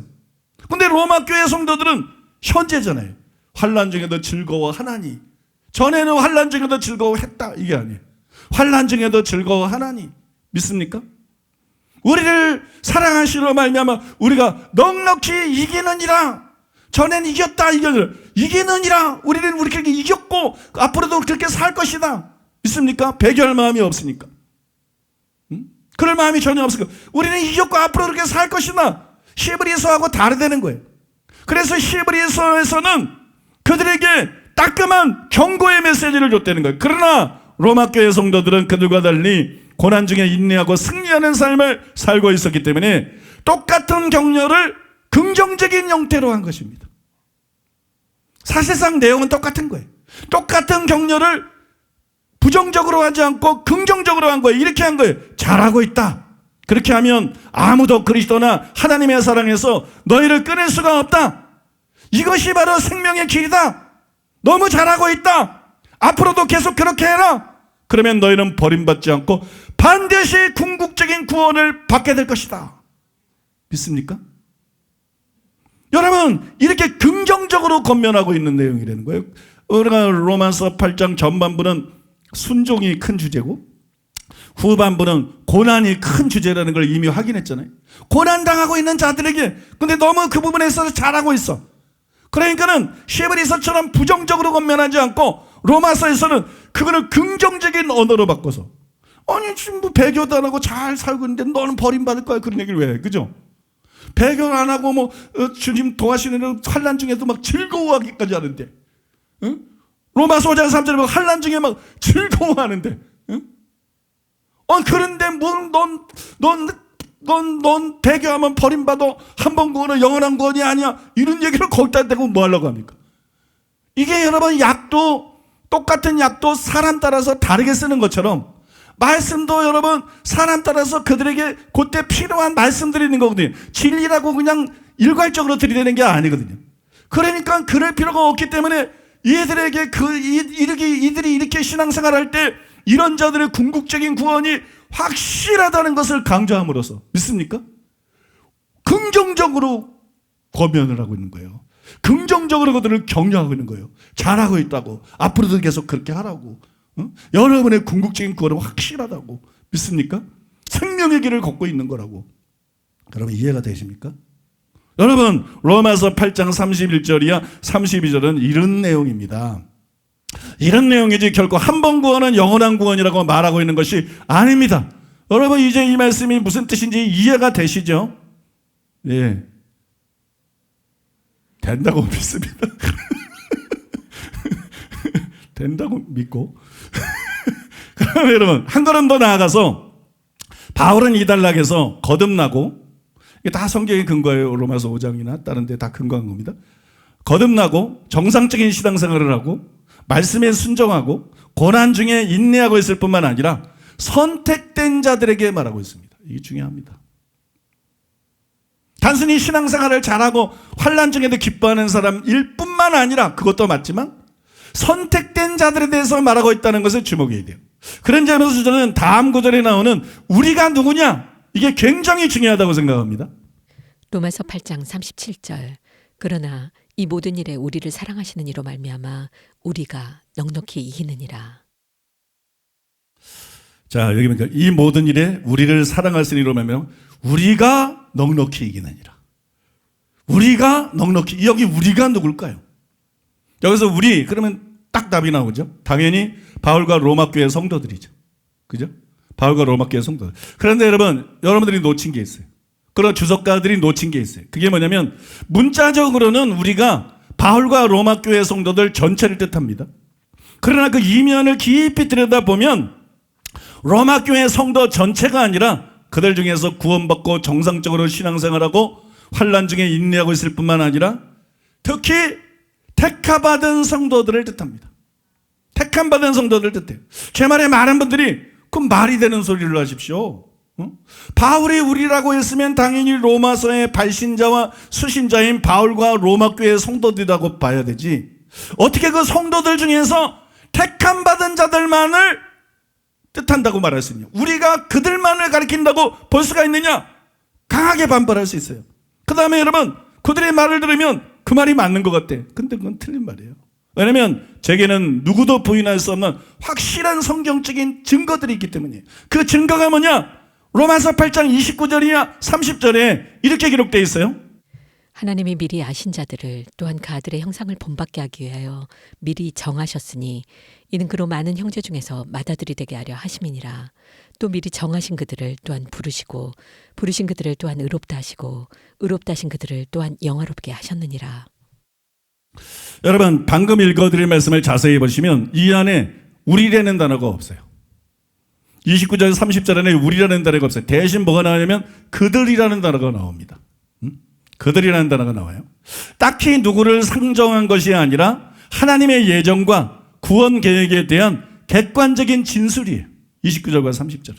즉 미리 하신 자들을 미리 정하시고 미리 정하신 그들이잖아요. 우리가 아니라 미리 정하신 그들을 부르시고 부르신 그들을 의롭다 하시고 의롭다 하신 그들을 영화롭게 하신 것이 바울과 로마 교회 성도들에게 해당되는 거냐? 아니죠. 이거는 객관적인 사실이에요. 이거는 그 당시에 뭐 로마 교회뿐만 아니라 예루살렘 교회도 있고 안디옥 교회도 있고 교회에 많은 교회들이 있었어요. 거기에 진실한 다른 사도들도 있고 다른 진실한 구원받은 성도들도 많이 있어요. 그 모든 사람에게 해당이 되는. 그러니까 이거는 객관적인 사실이라는 거예요. 그죠? 29절 30절은 객관적인 사실이에요. 그런데 그 후 31절에 보면 이제는 그들이 아니라 우리라는 단어가 나옵니다. 그런즉 이 일에 대하여 우리가 무슨 말하리요? 만일 하나님이 우리를 위하시면 누가 우리를 대적하리요? 그죠? 그들이 우리로 바뀌었죠. 앞에서는 객관적인 사실을 말했고 29절 30절은 객관적인 사실을 진술했고 31절은 그 객관적인 사실을 바울과 로마 교회 성도들에게 적용을 시켰어요. 그러면서 그들을 우리라고 불렀어요. 그러니까 여기서 우리가 누구를 뜻하겠어요? 여기서 우리는 당연히 29절과 30절과 일치하는 사람들입니다. 미리 아시고 미리 정하시고 부르시고 믿습니까? 의롭다 하시고 영화롭게 하신 이 전체의 내용과 일치하는 사람들. 그러면 우리는 로마 교회 성도들 전체가 아니라 그들 중에서 하나님이 택하시고 부르시고 의롭다 하시고 영화롭게 한 자들만 뜻할 수밖에 없다는 것이. 여러분 다음 구절이 그거를 정확하게 보여줍니다. 로마서 8장 33절 누가 능히 하나님께서 택하신 자들을 고발하리요? 이게 우리예요. 문맥 안에서 그 우리를 말하는 거예요. 하나님께서 택하신 자들 믿습니까? 하나님께 전체 로마 교회 성도가 아니에요. 하나님께서 택하신 자들, 로마 교회 성도들 중에 하나님께서 택하신 자들. 그러므로 우리는 바울과 로마 교회 성도들 전체가 아니라 그들 중에서 하나님께서 택하신 자들을 뜻한다는 것을 기억해야 돼요. 바울은 거듭나고 또 정상적으로 신앙생활하고 고난 중에 인내하고 있는 그럴 뿐만 아니라 결국 선택된 자들에 대해서 여기서 지금 얘기를 하고 있다는 거예요. 선택된 자들을 염두에 두고 그들을 상대로 얘기를 하고 있다는 거예요. 여러분 생각해 보세요. 로마 교회 성도들이 모두 선택받은 자들일까요? 아니죠. 한 교회 성도가 전부 선택받은 교회는 지구상에 하나도 없습니다. 어느 교회나 지옥 갈 사람들이 있습니다. 비율 문제입니다. 비율 문제. 여러분 예수님이 말씀한 대로 가라지도 함께 자라도록 내버려둬라. 그게 교회예요. 교회는 여러분 알곡도 있고 가라지도 있는 거예요. 양도 있고 염소도 있는 거예요. 슬기로운 처녀도 있고 미련한 처녀도 있는 거예요. 어느 교회나 비율 문제들이 어디나 있는 것이에요. 어느 교회나 곡식뿐만 아니라 가라지 같은 교인들이 있게 마련입니다. 그러니까 정교인이 택함을 받았을 수는 없어요. 이해가 되시죠? 또 하나 더 물어보면 로마 교회 성도들이 다 의롭다함을 받은 자들이겠느냐? 그것도 아닌 거예요. 물론 여러분 그 시대는 박해가 심했고 지금처럼 축적이가 약 80%나 되는 그런 시대가 아니었어요. 참 신자의 비율이 높았을 것이고 명목상의 신자라 외식하는 자들은 상대적으로 그 수가 적었을 것입니다. 그러나 적은 것이지 없는 것은 아니라는 거예요. 로마 교회도 예루살렘 교회도 어느 교회에도 12사도 중에도 가룟 유다가 나오고 7 집사 중에도 니골라당이 나온 것처럼 믿습니까? 더 말해서 뭐해? 12사도 중에도 가룟 유다가 나오고 7 집사 중에서도 니골라가 나온 것처럼 여러분 목사들 중에 별의별 것들이 다 나올 수 있는 거야. 이해가 되십니까? 아프리카 갔다 와서 방역 택시 탔다 그러더니 안 탔다. 그 어떻게 목사가 그래? 원래 100에 다 있는 거야. 그게 정상인 거야. 어떻게 보면 원래 다 진짜만 있는 게 아니에요. 근데 그런 거를 꼭 목사라고 밝히는 방송이 문제인 거지. 다른 거는 그냥 누가 그런데 그걸 이게 정체성을 보여주는 거거든. 왜 그렇게 하느냐? 그럼 뭐 좋은 목사들에 대해서 언제 썼느냐? 좋은 목사들에서 언제 말했느냐? 어느 집단이나 어느 그룹이나 잘못하는 사람이 있는 거죠. 믿습니까? 교회는 예외다. 그건 비성경적인 거예요. 원래 교회 안에도 두 가지가 있는 거예요. 그러니까는 예수님도 거짓 선자들을 삼가라 이러는 거잖아요. 그게 교회 안에서 삼가라는 얘기거든. 교회 안에서 삼가라는 얘기거든. 그죠? 여러분, 이게 당연한 추론 아닙니까? 그러므로 바울이 말한 우리에는 그들이 포함되어 있는 것이 아닌 거라는 거예요. 그들을 포함시킨 것이 아니라는 거예요. 바울이 말하는 우리는 단순히 바울과 로마 교회 성도들이 아니라 그 로마 교회 성도들 중에서 선택받은 자들, 그래서 부르심 받고 의롭다 안 받고 영화롭게 된 자들, 그들까지만 한정해서 우리라고 부르고 있다는 것이에요. 바로 8장 31절에 39절에서 그렇게 부르고 있다는 거예요. 저는 이 사실이 굉장히 중요하다고 생각합니다. 여러분, 이미 설명한 대로 바울이 이 단락에서 궁극적인 구원이 확실하다고 말한 이유는 구원받고 정상적인 신앙생활을 하고 환난 중에도 인내하는 성도들을 대상으로 하고 있기 때문이에요. 그들은 앞으로도 그것을 견지할 것으로 예상할 수 있는, 예상이 되는 그런 성도들입니다. 그들을 긍정적으로 독려하고 권면하고 있는 내용이기 때문에 궁극적인 구원이 확실하다고 말한 거예요. 아무도 그리스도의 사랑에서 끊을 수가 없다.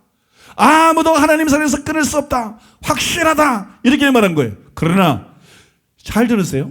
그들이 지금까지는 잘하고 있어도 선택받은 자가 아니라면 훗날 배교할 수도 있습니다. 훗날 타락할 수도 있습니다.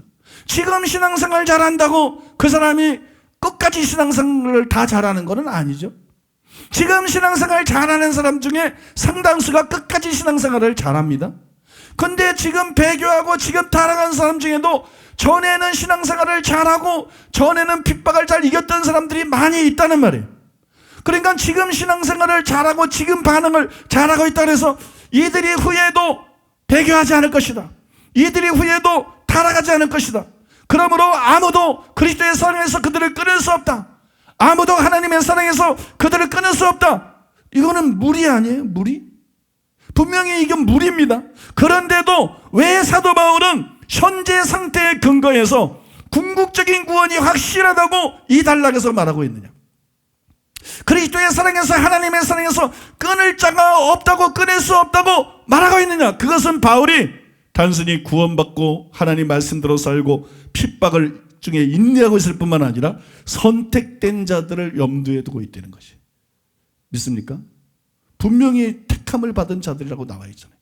문맥도 선택에서부터 얘기를 시작하고 있고, 그죠? 그 후도 로마서 9장 선택에 관한, 예정에 관한 얘기고. 그러니까 여러분, 선택된 자들을 염두에 두고 있다는, 이것을 알면 왜 많은 이들이 한 번 구원은 영원한 구원에 대해 말하고 있다고 착각할 정도로 이 단락에서 그토록 강한 확신을 필요하고 있는가, 그거를 우리가 온전히 이해할 수가 있다는 거예요. 사람들이 무엇에 넘어갔는가, 무엇 때문에 혼란이 일어났는가. 그리고 한 번 구원은 영원한 구원이 아닌데 왜 여기서는 이렇게 강하고 온전한 확신을 필요하고 있는가, 그걸 우리가 확실히 이해할 수가 있다는 것입니다. 여러분, 실제로 잘 따라하고 계시죠? 전반적으로 잘 따라하고 있는 것 같아요. 이게 어려운 것 같은데 안 어려워요. 좀 묘해요. 그죠? 어려운 것 같은데 안 어려워. 체면을 걸어야 돼. 안 어렵다. 안 어렵다. 1도 안 어렵다. 실제로 여러분 35절이야 39절은 궁극적인 구원의 확실성에 대해 말하고 있기 때문에, 그죠? 궁극적인 구원의 확실성에 대해서 말하고 있기 때문에 한 번 구원은 영원한 구원이다, 이렇게 말하고 있는 것처럼 보여요. 이 말씀을 집중적으로 연구하고 문맥을 꼼꼼하게 따져보면서 파헤치고 이해하지 않으면 꼭 그렇게 말하고 있는 것처럼 보여요. 그리고 어떤 의미에서는 실제로 그렇다는 거예요. 어떤 의미에서는 실제로 그렇다. 또 무슨 얘기인가 싶죠. 왜냐하면 칼빈뿐만 아니라 예지 예정의 관점에서도 선택된 자들은 절대로 버림받지 않기 때문입니다. 칼빈뿐만 아니라 예지 예정의 관점에서도 선택된 사람 중에서는 한 사람도 버림받는 일이 일어나지 않습니다. 그러면 그 두 개가 같은 거 아니냐? 같은 거 아니에요. 칼빈의 경우는 절대 주권에 의한 선택 때문에 한 번 구원은 영원한 구원이 되는 것이지만, 예지 예정의 관점에서는 하나님의 은혜에 끝까지 올바로 반응할 것이라서 버림받지 않는 것이기 때문에 결과가 같은 것이지 절대로 같은 내용이 아니죠. 결과가 같을 뿐이지 절대로 같은 주장이 아닙니다. 지난주에도 잠시 설명해 드렸습니다만 여러분들이 꼭 알아야 될 게 있어요. 구원받은 자가 모두 선택을 받은 것은 아니라는 거예요. 나 칼빈주의가 하나님께 선택받은 자는 절대로 버림받지 않아. 그러니까 한 번 구원은 영원한 구원이야. 당신이 예수 믿고 구원받았으면 안전해. 절대로 버림받지 않아. 이렇게 말해요. 이렇게 말하는데 그게 잘못된 이유는 구원받은 자가 곧 선택된 자는 아니기 때문에. 구원받았다 그래서 그 사람이 다 그 사람이 선택된 자라는 걸 하는데 그 사람이 선택된 자라는 증거가 없기 때문에. 그 사람이 선택받았는지 안 받았는지 그거를 사람이 어떻게 알겠어요? 그죠? 선택된 자만 구원을 받는다면 아무튼 결과적으로는 거기서 버림받는 사람은 없어요. 그런데 여러분, 구원받은 사람이 다 선택된 자는 아니기 때문에 칼빈의 논리는 시작에서부터 구멍이 생긴다는 거예요. 시작에서부터 문제가 생긴다는 거예요. 여러분, 구원받은 자가 모두 선택받은 것이 아니에요. 구원받은 사람 중에도 선택받지 못한 자들이 있어요. 구원받은 사람들은 선택된 자보다 더 큰 집단입니다. 그리고 선택을 받지 못하고 구원만 받은 사람들. 선택을 받지 못하고 구원만 받은 사람은 어떻게 되느냐? 배교하게 됩니다. 또 그들은 타락하게 됩니다. 그래서 결국은 버림받고 지옥에 갑니다. 전부 그렇게 됩니다. 100%. 선택되지 않은 자가 회개할 수 있어요. 믿을 수도 있어요. 거듭날 수도 있어요. 성령을 받을 수도 있어요. 핵임 목사님 간증에 나오는 것처럼 성령 연설을 받고 크게. 근데 결국 그 사람들은 타락합니다. 결국 그 사람들은 배교합니다. 버림받습니다. 멸망받습니다. 실제로 그렇게 됩니다. 왜냐하면 예지 예정에 의하면 그것이 그들이 선택받지 못한 이유예요. 선택을 받지 못해서 배교하는 게 아니라는 거예요. 선택을 받지 못해서 타락하는 게 그건 예정 칼빈의 관점이고, 믿습니까? 예지 예정의 관점에 의하면 그렇기 때문에 그들이 선택을 받지 못한 것이에요. 그러나 칼빈주의자들은 한 번 구원은 영원한 구원이고 구원받은 사람은 절대로 버림받지 않는다, 이렇게 주장을 합니다. 그것은 그들이 예정의 원리에 대해서 잘못 알고 있기 때문에. 절대 주권으로 예정하셨다, 이렇게 잘못 알고 있기 때문에. 그뿐만이 아니라 선택받은 사람과 구원받은 사람이 정확하게 같다, 정확하게 일치한다고 착각하고 있기 때문에. 그러나 그들은 반드시 혹은 정확히 일치하지 않습니다. 많은 사람들이 일치하는 게 사실이지만 반드시 다 일치하는 건 아니라는 거예요. 정확히 다 일치하는 건 아니라는 거예요. 선택받지 않은 중에도, 받지 않은 자들 중에도 구원받은 사람이 있고 그들은 결국 배교하거나 타락해서 버림을 받게 됩니다. 그래서 우리가 이 사실을 입증하면 선택받지 않는 사람에도 구원받은 사람이 있다. 그리고 그들은 배교하거나 타락하여 버림받을 수 있다. 이거를 입증하면 칼빈의 교리는 와르르 무너지는 거예요. 칼빈의 절대 주권에 의한 선택, 그것도 아니라는 게 돼버리는 거고, 칼빈의 한 번 구원은 영원한 구원, 그것도 칼빈의 5대 교리 전체 다가 와르르 무너지는 거예요. 선택받지 않은 사람 중에도 구원받은 사람이 있다. 그리고 그들은 타락하거나 배교해서 버림받을 수 있다. 그러면 장로교는 무너지는 겁니다. 장로교회가 무너지면 안 돼. 장로교의 그 잘못된 교리가, 믿습니까? 그 안에는 뭐 진실한 목사나 신자들이 많으니까, 하나님의 백성들이 많으니까. 아무튼 여러분, 이 칼빈의 잘못된 교리는 완전히 무너지는 거예요. 그러니까 그게 있느냐 없느냐가 중요한 거죠. 그죠? 중요한 거는 정말 구원받지 못한, 예정 선택받지 못한 사람 중에 구원받은 사람이 있는가? 그걸 성경으로 입증할 수 있나? 그 다음에 그런 사람들은 타락하고 버림받을 수 있다는 것을 성경이 입증할 수 있으면, 이거는 지금 뭐 이 견인의 교리가 아니라 예정론부터 제한 속죄, 효과적인 부르심, 전적 타락, 칼빈의 모든 교리가 다 무너지는 거예요. 칼빈의 모든 교리가 이게 거짓 교리구나. 이거는 하나님의 말씀이 아니구나. 자, 유대교의 교리를 갖다가 예수님을 해서 사람의 계명이다. 하나님의 계명과 사람의 계명을 말씀하셨어요. 그죠? 그 교리가 아니라 사람의 계명. 이게 무슨 얘기예요? 참된 교리는 하나님의 계명입니다. 하나님께로부터 왔다는 거예요. 하나님의 말씀이라는 거예요. 하나님의 말씀인 성경이 진짜 말하고 있는 내용이라는 거예요. 문맥과 문법과 모든 것을 정확하게 파고 들어가서 해석할 때 성경이 진짜 말하고 있는 내용이라는 거예요. 근데 사람의 계명이라는 건 뭐예요? 그거는 성경이 말하는 내용이 아니라는 거예요. 그건 하나님의 말씀이 아니에요. 그거는 칼빈의 말이라는 거예요. 그건 사람의 생각이라는 거예요. 그건 루터의 생각이고, 그건 어거스틴의 생각이고, 그건 칼빈의 생각이고, 그들을 따르는 학자들과 목사들의 생각이지 하나님과 무관한 것이다. 그러니까 하나님을 섬기는데, 여러분, 하나님을 섬겨, 그리고 불교의 교리로 섬겨. 말도 안 되잖아요. 그죠? 하나님을 섬기려면 하나님의 계명으로 섬겨야 되는 거예요. 그런데 유대교들이 사람의 계명으로 하나님을 섬긴 거예요.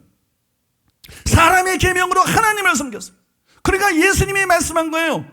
대제사장과 장로들과 서기관과 바리새인과 유대교인들에게 단체적으로 너희가 사람의 계명으로 교훈을 삼아 나를 경배하니 헛되이 경배하는 너희. 그거 다 헛것이라는 거예요. 개신교 안에서도 이 증상이 심각한 수준으로 일어나고 있다는 거예요. 왜 루터의 계명으로 섬기느냐 하나님을. 왜 칼빈의 계명으로 하나님을 섬기느냐. 예수님의 말씀으로 하나님을 섬겨야지. 바울의 말씀으로 신약 성경의 그 정확한 말씀을 따라 우리가 믿고 신앙생활을 해야지. 그래야 그게 진짜가 되는 거지. 여러분 이해가 되십니까? 그러니까 우리가 계속 책을 쓰고 설교하면서 하는 일이 뭐냐? 사람의 계명하고 싸우는 거예요. 칼빈이 미워서가 아니야. 루터가 미워서가 아니야. 상대가 누구든지 사람의 계명은 수많은 영혼들을 망하게 만드는 거예요. 기독교를 약화시키는 거예요. 개신교를 약화시키는 거예요. 교회는 진리의 기능과 터예요. 그래서 여러분, 진리가 성경에서 선포하는 그대로 분별돼서 선포가 돼야 교회가 교회 되는 거고, 목사가 목사 되는 거고, 신자가 신자 되는 거고, 예배가 예배 되는 거고. 믿습니까? 견고해지고 왕성케 되는 거예요. 그래서 단순히 무슨 성경 공부, 단순히 무슨 성령 운동 이런 게 중요한 게 아니라는 거예요. 단순히 두 날개, 세 날개 막 이런 게 중요한 게 아니래. 진짜 중요한 건 뭐냐? 교회 안에 있는 이 수많은 교단들이 있다. 어떤 사람은 유대교가 사람의 계명으로 하나님을 헛되이 경배했다 그래서 개신교가 꼭 그럴 수 있어? 유대교야 원래 뱀들과 독사에 새끼고 해칠한 담이고 평토장한 그렇지만 무덤이고 그랬지만 개신교는 그 정도는 아니잖아. 개신교가 꼭 그럴까? 개신교가 정도 차이만 있지. 정도 차이는 있지만 정확하게 그렇죠. 그 증거가 뭐냐? 교단들이 많잖아. 교리들이 다르잖아. 성경은 하나인데 하나님은 한 분이고 진리의 영이신 성령은 한 분이고 성경은 하나인데 수많은 교단들이 있고 교단들마다 여기선 이렇다고 저것은 가장 대표적으로 칼빈과 웨슬리의 견해가 칼빈의 5대 교리하고 웨슬리가 말하는 5대 교리는 이게 맞으면 이게 틀리고 이게 맞으면 완전히 상반되는 교리입니다. 여러분. 그 둘 중에 하나는 가짜라는 얘기인 거거든. 이단까지는 아니래도 여러분 둘 중에 하나는 분명히 성경에 대한 진리에 대한 심각한 왜곡이라는 거거든. 여러분 개신교 전체가 둘로 나눠져 있어요. 세부적으로는 순복음도 있고 모도 있고 말도 없이 말할 수 없이 많이 있고 침례교도 있고 말할 수 많이 있고 여러분 크게 보더라도 칼빈의 5대 강령을 따르는 사람들하고 이 사람들이 다수지. 웨슬리의 5대 교리를 따르는 사람하고 이 사람들은 상대적으로 소수지. 그럼 둘 중에 하나는 사람의 계명인 거예요. 난 장로교 다니니까 우리 교내 교단대로 신앙생활 하면 돼. 내가 목사도 아니고 신학자도 아니고 복잡하게 그런 걸 생각해. 이렇게 생각할 문제가 아니라는 거예요, 여러분. 나는 감리교 다니니까 이렇게 생각할 문제가 아니라는 거예요. 사람의 계명으로 교훈을 삼아 하나님을 헛되이 경배하면 망하는 거예요. 지옥 가는 거예요. 여러분 유대교 안에도 천국 가는 사람들이 있었어요. 소수였죠. 아나니아 이런 세리와의 아버지처럼, 그죠? 어머니처럼 또 그 외에 안나, 시몬 또 진실한 많은 사람들이 곳곳에 있죠. 근데 상대적으로 굉장히 소수였었죠. 다수가 지옥 가는 사람들이었죠. 교회 안에서도 정도는 다를 수 있어도 똑같은 일들이 벌어질 수 있고 실제로 벌어지고 있다는 것이에요. 실제로 벌어지고 있어요. 한국교회 안에서, 전 세계 교회 안에서. 교단들이 많고 신학이 양대 신학으로 나누어져 있다는 것 자체가 하나님의 순수한 말씀이 아니고, 분별된 하나님의 순수한 말씀이 아니고 사람의 계명이 교회 안에 들어왔다는 거예요. 유대교처럼. 믿습니까?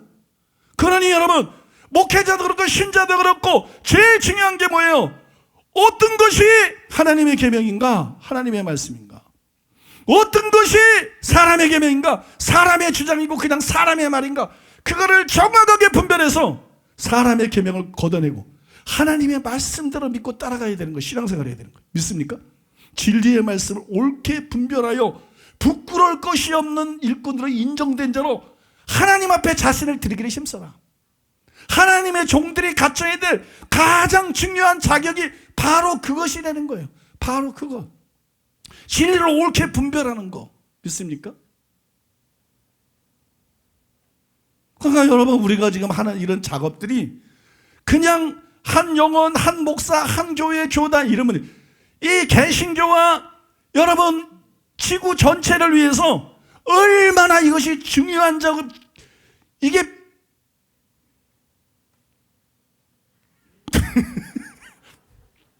이게 얼마나 결정적으로 중요한 건지는 알아야 돼. 제가 지난주에 설교하는데 사람에게 하나님이 설명하다 잊어버렸어요. 나중에 떠오르더라고. 이 얘기야. 뭘 하나님의 계명이라 그러는 거냐? 하나님이 십계명, 시내산에서 십계명 모르는 하나님이 주신 게 하나님의 계명이에요. 하나님의 말씀이. 뭐가 사람의 계명이냐? 성경을 갖고 가르치는데, 성경 갖고 얘기하는데 성경을 잘못 해석한 거야? 그래서 성경 진짜로 예수님이 말씀한 내용이 아니고, 진짜 바울이 계시받은 내용이 아니고 칼빈의 말인 거야. 루터의 말인 거야. 어거스틴의 말인 거야. 존 스토트의 말이고 로이드 존지의 말이고, 그런 것들이 다 사람의 계명이라는 거예요. 믿습니까? 철두철미하게 문맥에 의해서 교리적인 편견을 버리고 정직하게 따라가서 예수님이 말씀한 그대로, 바울이 계시받아서 쓴 그대로, 성경 저자들이 계시받아서 끈 그대로, 그 의미를 그대로 캐치해서 가르쳐야 그게 하나님의 말씀입니다. 설교가 뭐 지 맘대로 해석해서 떠드는 게 설교가 아니에요.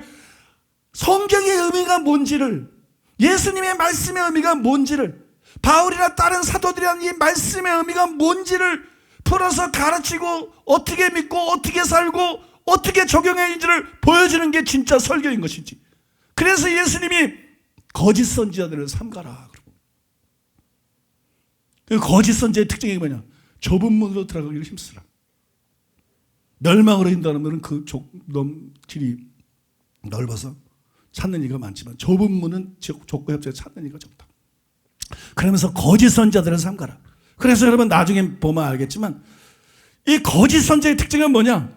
구원의 길이 너무 넓어. 성경은 좁다 그러는데 구원의 문, 구원의 길이 성경은 좁다 그러는데 성경은 힘들다 그러는데 너무 쉬워. 믿기만 하면, 고백만 하면 돼. 넌 구원의 핵심가죠. 넌 이제 지옥 가긴 글러서. 넌 지옥 가긴, 부흥사들이 그 짓거리를 얼마나 많이 하고 목사라는 자들이 그 짓거리를 얼마나 많이 하고. 이게 다 거짓 선지자들이야. 예언에 대해서 얘기한 거 아닙니다. 거기서 거의 예언의 주제가 아니에요. 왜 거짓 선지자라 그러느냐? 구약의 선지자들이 나중에 자세히 설명하겠지만 구약의 선지자들이 대표적인 설교자였어요. 세례요한도 강당에서 계속 외치면서 대표적인 설교자였다. 그래서 설교자들을 그런 구약의 관례에 맞춰서 그냥 선지자라고 부른 거예요. 예언이 맞고 틀리고 이런 얘기가 아니에요. 그러니까 설교를 들어봤는데 그냥 믿기만 하면 돼. 한 번 구원은 영원한 구원이야. 거룩을 추구해야 되지만 뭐 거룩하지 않아도 상관없어. 말씀대로 살긴 해야 되지만 그걸 못 산다고 그냥 상급이 없을 뿐이지. 이게 다 거짓 선지자예요. 뭐 큰 교회 목사든 통합이든 합동이든 이건 다 거짓 선지자예요. 내 정의가 아니라 예수님의 정의가 그래. 산상수훈에 의하면. 여러분들이 분별해야 돼. 회개를 강조하지 않는다. 믿음만 얘기하면 거짓 선지자예요. 의롭단만 얘기하고 거듭나서 새 사람이 되는 걸 강조하면 거짓 선지자예요. 예수님을 구주로 믿고 십자가 복음을 의지하는 걸 예수님이 그 피로 우리를 사셨고 주님이고 내가 그분 말씀대로 살고 입으로만 주여 주여 하지 않고 진짜 막 아버지 뜻대로 행해야 진짜 신자다. 이거 말하지 않으면 다 거짓 선지자예요. 한 번 구원은 영원한 구원이다. 이게 거짓 선지자들의 특징이에요. 특징. 그런 거 아닙니다, 여러분. 그런 거 아니야. 완전은 불가능해. 뭐 이런 거. 그러니까 뭐 대강사 하는 거지. 여러분들이 분별력이 없으면 예수님의 말씀을 통해 분별하라고. 이 구원의 문을 얼마나 넓게 말하나 좁게 말하나. 구원에 대해서 가르칠 때. 생명, 영생, 천국으로 가는 그 길을 좁은 길이라고 말하나 넓은 길이라고 말하나. 그게 편한 길인가 힘든 길인가 어려운 길인가. 어떤 사람들은 제 설교 듣고 이래서 누가 천국에 가 그러고 난 차라리 지옥 갈래 그러고 그 사람은 지옥 가야 돼. 그런 사람들은 지옥 가야 됩니다, 여러분. 세상에 쉬운 일이 어디 있어? 공부하는 건 쉬워? 운동하는 건 쉬워? 돈 버는 건 쉬워? 그래도 세상에 자기 육신의 필요를 위한 거는 힘들어도 다 하잖아. 그죠?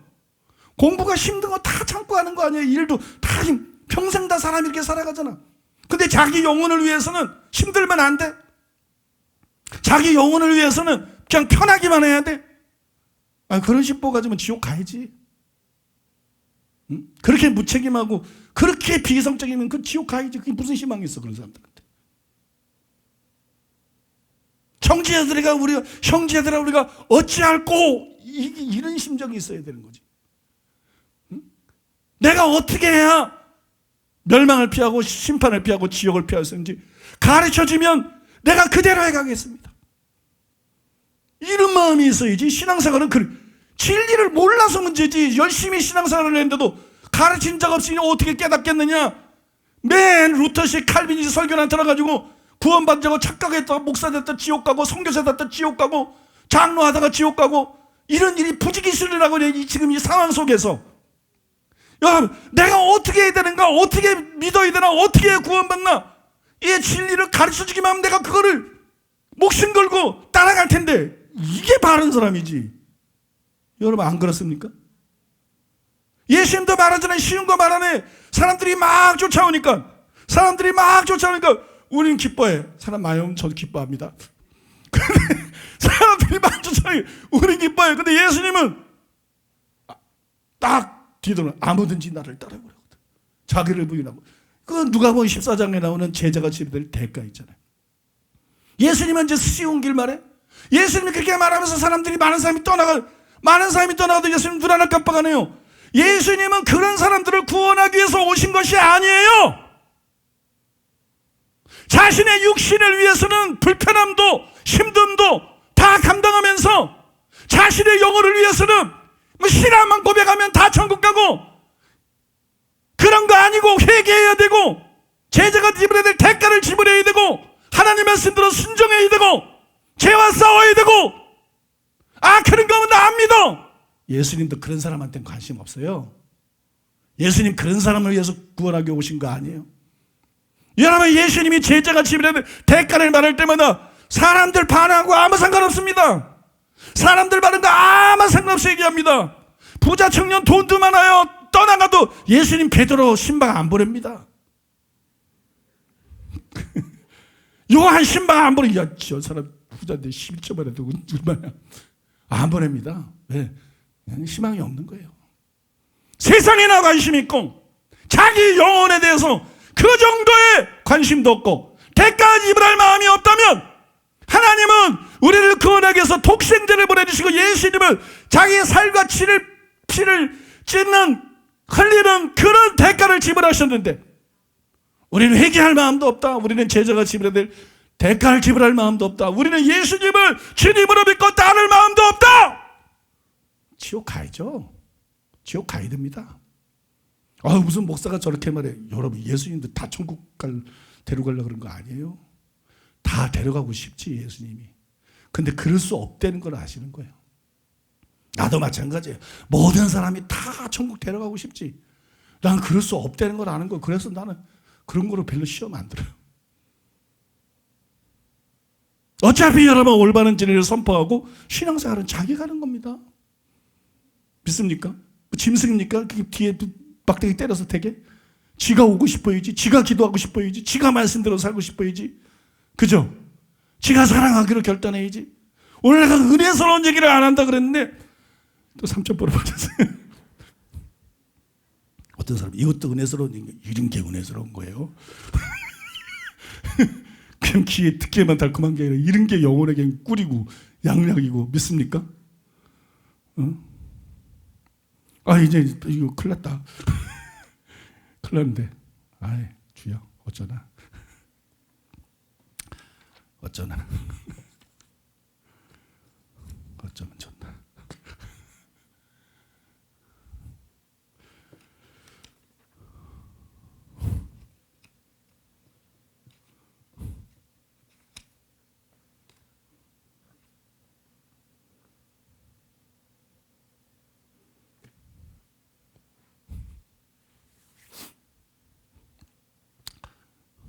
이게 끊을 수 없는 게 있거든요. 끊을 수 없는 게. 이게 설교가, 나도 이제 길게는 안 하려고 그러는데 이렇게 논리적으로 어디까지는 무조건 가야 되는 게 있어, 설교를 하다. 그래서 그런데 아직도 4장이나 남아있어서 이거 어떻게.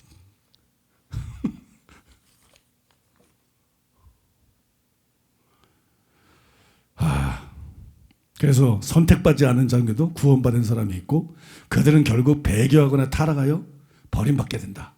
요거를 입증하면 칼빈 교리는 완전히 허구인 것이 드러나는 거예요. 그죠? 와르르 무너지는 거예요. 그죠? 다음 시간에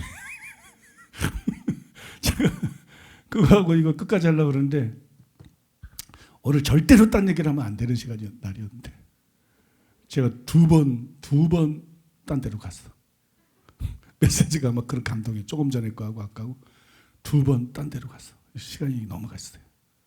그래서 2부 예배도 걱정인데 여기까지 말하기, 아무튼 진도는 같이 나가야 되니까 여기까지 하고, 이제 칼빈의 교리가 거짓돼 되는 거는 이제 다음 주에 이거 쭉 들으면 확실히 이해가 됩니다. 확실히 이해가 되고, 그 다음에 그 뒤에 이제 38절 39절까지 설명하는 걸 다 들으면 이거는 뭐 꼼짝할 수가 없어. 그건 거짓교리입니다. 그건 교리 차이가 아닙니다. 아닙니다. 그건 거짓교리입니다. 그거는 하나님의 말씀이 아닙니다. 칼빈의 오대교리는. 그건 사람이 고안해낸 것입니다. 그건 사람의 계명입니다. 사람의 계명 따라 하나님 섬기면 큰일 납니다. 그중에 진실한 자들은 뭐 교리 차이가 아니었어. 세례요한의 아버지나 안나나 시므온이나 성경에 그들이 제사장이나 서기관이나 바리새인과 다른 교리를 꼭 갖고 있다는, 다른 교리를 갖고 있을 수도 있지만 그런 증거는 없어요. 사람의 계명을 따르더라도 하나님을 진짜 경외할 수 있어요. 그걸 믿더라도. 누가 가르쳐주는 사람이 없어서 그것밖에 모르고 목사가 되고 선교사가 되고 장로가 되고 권사가 되고 집사가 됐어도 하나님의 사랑을 깊이 깨닫고 그 은혜에 감사하면서 정말 깊이 회개하고 정말 예수님을 주님으로 모셔드리고, 그들은 그것들을 거기서 강조하지 않을지라도 그래야 된다는 거는 다 아니까. 그래서 여러분 정말 거듭나고 정말 주님을 사랑하고 뭐 우리보다 훨씬 더 말씀대로 살고 더 훌륭한 사람들이 장로교 안에서도 얼마든지 있고 나올 수 있어요. 그러나 여러분 그거는 소수입니다. 그거는 소수 얘기고 다수는 그렇지 않습니다. 교리가 잘못돼 버리면, 믿음은 들음에서 나며 들음은 그리스도의 말씀으로 말미암느니라. 믿음이 하늘에서 떨어지는 게 아니에요. 그 말씀이 그 믿음을 만드는 거예요. 말씀이 잘못돼 버리면 근신해야 되는데 근신이 안 돼. 말씀이 잘못돼 버리면 자기 몸을 쳐서 바울처럼 복종시켜야 되는데 복종이 안 돼. 바울처럼 두려워야 되는데 두려워하질 않아. 응? 복종하여 두렵고 떨림을 고르려는데 그런 게 안 돼. 하나님 말씀대로 항상 깨어있어라, 이런 게 안 돼. 그래서 여러분 그냥 목회자부터 성도들까지 수많은 사람들이 사람의 계명으로 교훈을 삼아 하나님을 경배하다가 영원히 지옥불에 던져집니다. 나는 그걸 막고 싶은 거야. 나는 그것이 너무 성경적으로나 실제 뭐 입신한 사람들, 믿을 수 있는 사람들의 간증도, 그런 자들이 목회자들이나 선교사나 중직자들이나 기독교인이라는 자들이 지옥에 가 있는 걸 너무 많이 보고 왔고, 나는 뭐 그건 둘째 문제고 하나님의 말씀이 그걸 말하고 있기 때문에. 그래서 여러분, 저는 그거를 맡고 싶은 거예요. 그거를 맡고 싶은 거예요. 한 사람이라도 다 깨우고 한 사람이라도 회개시키고 천국에 데려가고 싶은 거예요. 믿습니까? 우리 교회 사명은 그겁니다. 우리 교회 사명은 그거. 오늘 아무튼 들은 말씀, 여러분 들은 말씀 기억하면서 이 신앙생활하면서 정신을 바꿔야 돼. 정신 자세를 바꿔야 돼. 아, 난 여기까지밖에 못해. 난 이 정도 요구하면 내가 할 수 있지만 그 이상은 못해. 우리 교회에서 무슨 헌금을 하라 그럽니까? 그죠? 새벽기도를 맨날 나오라 그럽니까? 우리는 여러분 영혼에 절대적으로 필요한 것만 강력하게 외치지 다른 거 안 해. 다른 거 안 해. 여러분들에게 일부러 십자가를 띄우지도 않아. 훌륭한 교회 중에도 어떤 교회들은 너무 목사님들이 강성이래가지고 성경이 요구하지도 않는 거를 막 엄청난 걸 요구하는 교회들. 그래도 그 정신 때문에 그것도 훌륭한 거야. 그러나 우리 교회는 그런 게 전혀 없어. 우리 교회는 그런 게 전혀 없어요. 그냥 정말 여러분들이 영원히 구원받고 정말 여러분들이 버림받지 않고 천국 가는데 필요한 것만 강력하게 외치지, 그 외에 대해서 우리 교회에서 뭘 얘기를 합니까, 여러분? 여러분들에게 뭘 요구합니까? 그죠? 무슨 헌금을 강조합니까? 뭘. 그러니까 여러분, 정말 하나님의 말씀이 어떤 게 구원의 길이고 어떤 게 생명의 길이고 좁은 문과 좁은 길을 보여주면 기꺼이 그 좁은 문을 들어가기 위해서, 걸어가기 위해서 우리가 회개가 필요하고 예수님의 인군과 구주로 모셔드리는 게 필요하고 제자가 지불해야 될 대가를 지불하는 게 필요하고, 그죠? 거룩을 추구하는 게 필요하고 마음이 청결한 자가 되어야 되고 기도해야 되고, 버림받을까 봐 두려워하면서 자기 몸을 쳐서 복종시키며 살아가야 되고, 하나님 사랑하고 서로 사랑해야 되고, 완전에 도달하고 안 도달하고는 둘째로 우리가 완전을 목적을 가지고 추구하면서 이 땅에서 살아가야 되고, 믿습니까? 그거 여러분들이 그렇게 해야 되는 거예요. 그거 여러분들이 그렇게 해야 되는 거예요. 여러분 다 그렇게 하시기를 바랍니다. 너의 부르심과 택하심을 굳게 알아. 뭐 부르심과 택하심은 뭐 만세전에 예정하신 것인데 부르심과 택하심은 변하는 것도 아니고, 근데 왜 그런 말을 해? 너의 부르심과 택하심을 굳게 알아. 너의 부르심과 택하심을 굳게 알아. 응? 믿음의 덕의 지식을 지식에, 뭐 인내를 인내에, 절제를 절제, 형제의 우애를 형제의 우애에, 사랑을 공급하라. 이게 여러분 부르심을 굳게 하는 거예요. 이게 택하심을 굳게 하는 거예요. 왜냐하면 절대 주권의 예정이 아니기 때문에. 미래를 아시는 하나님께서 우리의 선택을 존중하시고 하나님의 은혜에 어떻게 반응하는가를 보시고 어떤 사람을 선택하는 것이기 때문에, 내가 지금 하나님의 은혜에 바르게 반응하면서 그런 덕을, 베드로가 말한 8가지 덕을 계속 추구하고 있다면, 그리고 그런 삶을 살아가고 있다면 나의 부르심은 확실한 거야. 내가 선택받은 것도 확실한 거야. 이해가 되십니까, 여러분? 그래서 부르심과 택하심을 굳게 하라 그러는 거예요.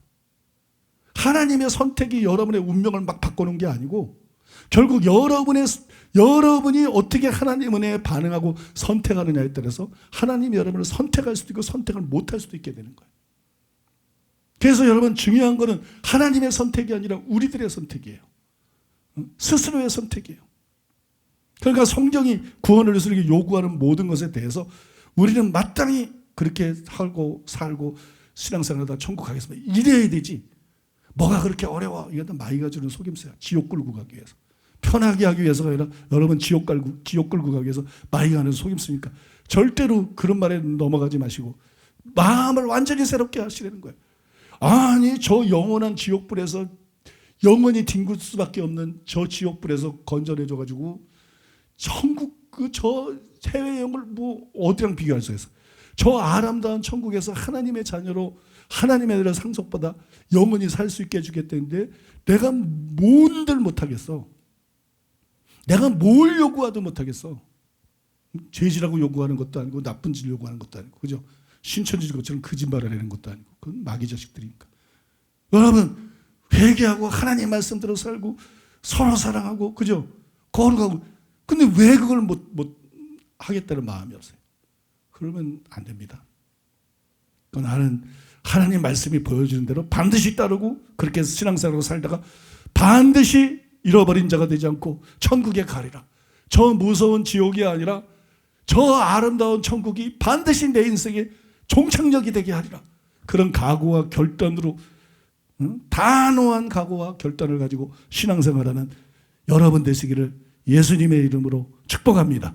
우리 들은 말씀 기억하면서 이 시간에 하나님 앞에 기도로 나가겠습니다.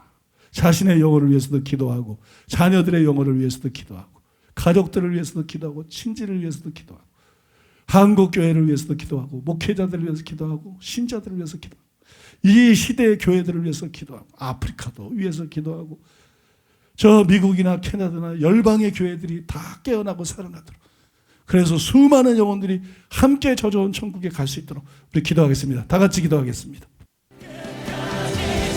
하나님 감사합니다. 하나님 감사합니다. 귀한 진리의 말씀, 하나님의 말씀을 듣게 하셔서 무엇이 중요한지, 무엇을 놓고 기도해야 되는지, 어디에 인생의 초점을 맞춰야 되는지 오늘도 명확히 듣게 하시니 감사드립니다. 하나님, 우리는 무엇을 바라보고 있고 무엇을 추구하고 있습니까? 나의 길은 넓은 문 넓은 길로 가고 있습니까? 아니면 주님 말씀하신 생명의 좁은 문 좁은 길로 들어가고 있습니까? 이 땅에서 사는 것이 전부가 아니고 주님이 부르신 영광스러운 구원의 초대, 영원한 주님의 자녀 상속자가 돼서 승리하는 그 길, 그것이 눈앞에 있는데 하나님, 진리의 말씀을 통해서 다시 그것을 바라봅니다. 나의 마음을 거기에 쏟습니다. 하나님 감사합니다. 주님 감사합니다. 우리를 구원해 주시고 우리를 사랑해 주시고 진리의 말씀을 듣게 하여 주시고 오늘도 도전해 주시니 감사드립니다. 하나님, 얼마나 많은 교회 목회자 신자들이 하나님의 계명이 아니라 사람의 계명을 쫓아 평생 신앙생활하는데 헛되이 섬기며 위험한 길을 가는지 주님, 이 진리의 말씀 통해서 다시 명확히 보게 하시니 감사드립니다. 할 수만 있으면 우리를 구원하시기 원하시고 우리의 구원의 길을 가기 위해서 은혜 부으시고 모든 것을 공급하시는 그 하나님 앞에 이 시간 반응하길 원합니다. 하나님, 우리의 삶을 돌아보게 하여 주시옵소서. 우리 자녀들의 삶을 돌아보게 하여 주시옵소서. 하나님, 하나님의 관심이 우리의 관심이 돼서 이 진리를 바르게 드러내서 사람의 계명이 아니라 하나님의 말씀으로 영혼들을 깨울 수 있게 하여 주시옵소서. 진리가 드러나야 교회가 교회되고 목회자가 목회자답고 신자가 신자다울 수가 있습니다. 하나님, 또한 우리의 반응이 중요한 것을 가르쳐 주시니 감사드립니다. 하나님, 이 중요한 것들 무엇이 중요한지, 내가 어디에다 모든 초점을 두고 살아야 되는지 하나님의 말씀대로 살게 하여 주소서. 주님 닮게 하여 주시옵소서. 하나님 경외하고 하나님 사랑하고 영원 사랑하고 할 수만 있으면 이 진리를 바르게 드러내서 하나님의 뜻대로 나아갈 수 있도록 은혜를 부어 주시옵소서. 우리에게 주의 마음을 주시고 하나님의 뜻대로 살고자 하는 갈망을 더욱더 부어 주시옵소서. 아버지 감사드리고 찬송드립니다.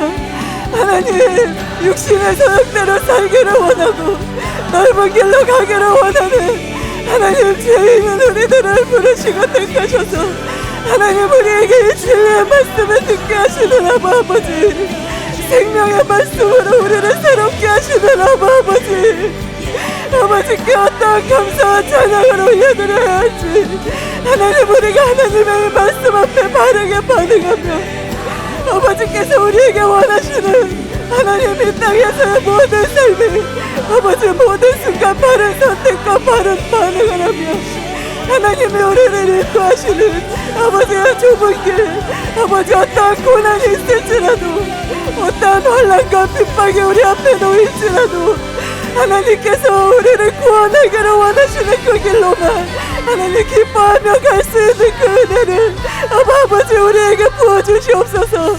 아버지, 오늘 이 시간 다시 한번 아버지 앞에 아버지 온 심령을 다해 결단하며 나아갑니다. 아버지의 모든 말씀 그대로를 행하며 하나님께서 우리를 인도하시기를 원하시는 그 구원의 길로만 나아가게 하여 주시옵소서. 수많은 영혼들을 바라보시는 아버지의 그 탄식과 애통함이 하나님 우리의 마음을 강타하게 하여 주시옵소서. 날마다 주님과 함께 생명의 좁은 길을 걸어갈 수 있는 아버지의 선택을 받은 모든 자들이 다 될 수 있는 은혜로 아버지 역사하여 주시옵소서. 하나님의 은혜에 바르게 반응하며 살 것입니다. 주님이 우리에게 가르쳐 주신 이 진리의 말씀대로 나를 쳐서 복종시키며 살아갈 것입니다. 누가 뭐라고 한다고 할지라도 세상 사람들이 다 옳다고 여기는 그 길을 따라가는 것이 아니라 나는 좁은 문, 좁은 길, 생명의 길을 선택하며 살아갈 것입니다. 하나님 우리에게 인생길에 주님께서 수많은 선택들을 하고 살아갈 때에 참되고 바른 선택을 할 수 있는 지혜를 부으소서. 하나님의 말씀이 지혜입니다. 이 진리의 말씀이 우리를 승리하는 길로 인도하는 영원한 구원의 길로 인도하는 진리의 말씀입니다. 하나님 아버지 나의 초점을 새롭게 하고 마음의 변화를 받아 하나님의 온전한 뜻이 무엇인지 그것을 깨달아 하는 그 깊이가 더해가게 하소서. 아버지 이 시간에도 오늘 이 말씀에 비답해서 내가 어떻게 살아야 될지를 더 새롭게 결단할 수 있는 마음의 새로운 각오와 결단을 주실 내 아버지 앞에 찬송과 경배를 올려드립니다. 끝까지 구원을 이루는 길을 살아갈 수 있도록 하나님의 도우심과 은혜를 붙잡고 살아가기를 원하오니 아버지의 은혜를 부으시옵소서. 절대로 주님을 배신하지 않을 것입니다. 절대로 포기하지 아니하고 우리 주님을 끝까지 쫓으며 하나님이 말씀하시는 그 길을 따라갈 것입니다. 승리하게 하시고 우리를 사랑하시는 내 아버지의 그 지극하신 그 사랑으로 말미암아 이기게 하시고 승리하게 하시는 그 주님을 끝까지 붙잡고 나아갈 것입니다. 하나님 이 시간 우리 마음을 새롭게 하소서. 아버지 우리 마음에 더 깊은 결단으로 나아갈 수 있도록 은혜를 부으시옵소서. 아버지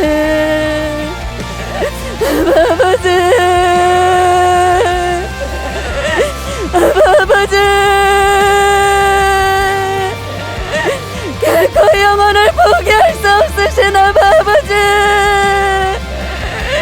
한 영혼의 구원을 위하여서도 전하보다 귀한 그 한 영혼을 구원하고 이 땅에 수없이 죽어가는 그 영혼의 구원을 위하여 하늘의 신령한 모든 은혜를 다 부어주시는 아버지 그 영혼이 구원받기 위하여 아버지는 모든 것을 다 내어주셨습니다.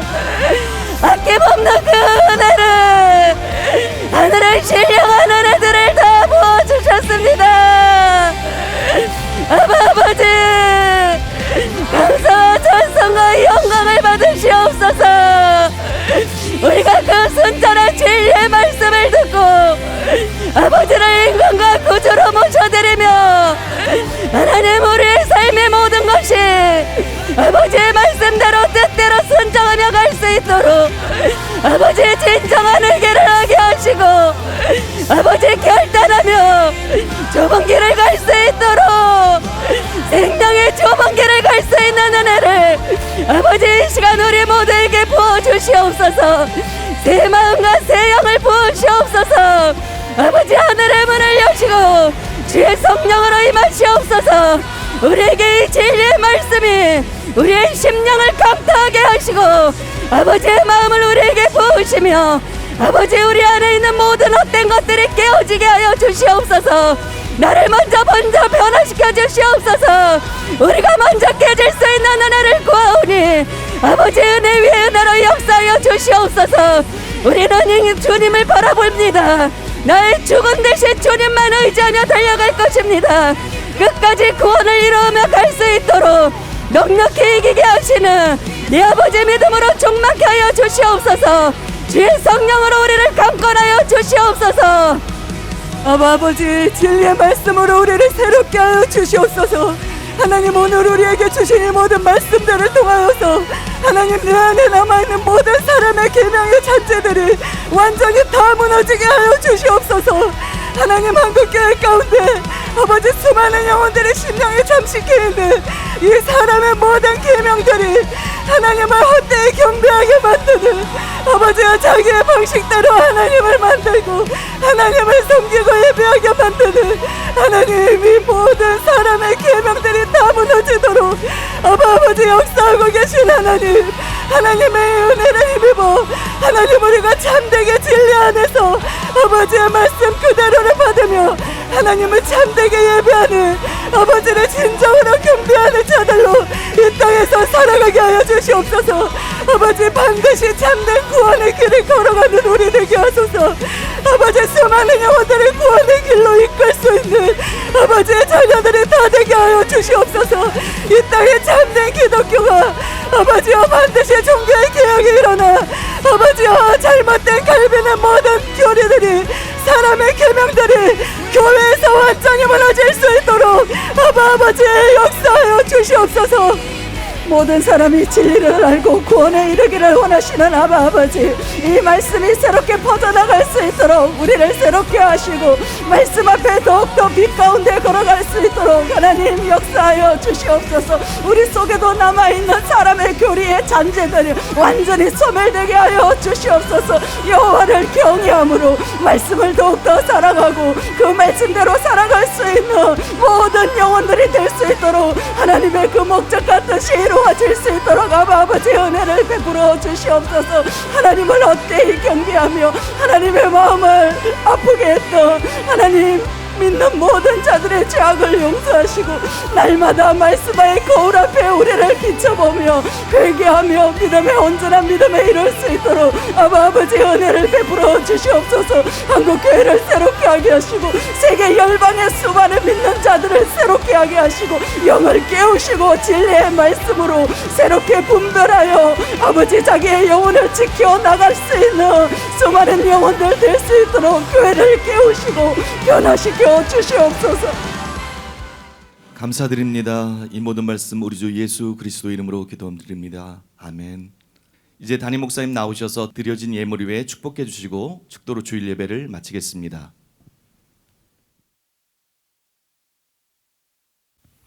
기도하겠습니다. 고마우신 아버지, 감사드리고 찬송드리고 찬양드리며 주님께 영광을 돌립니다. 우리를 늘 진리 가운데 인도하시는 성령님, 진리의 영신 성령님 감사합니다.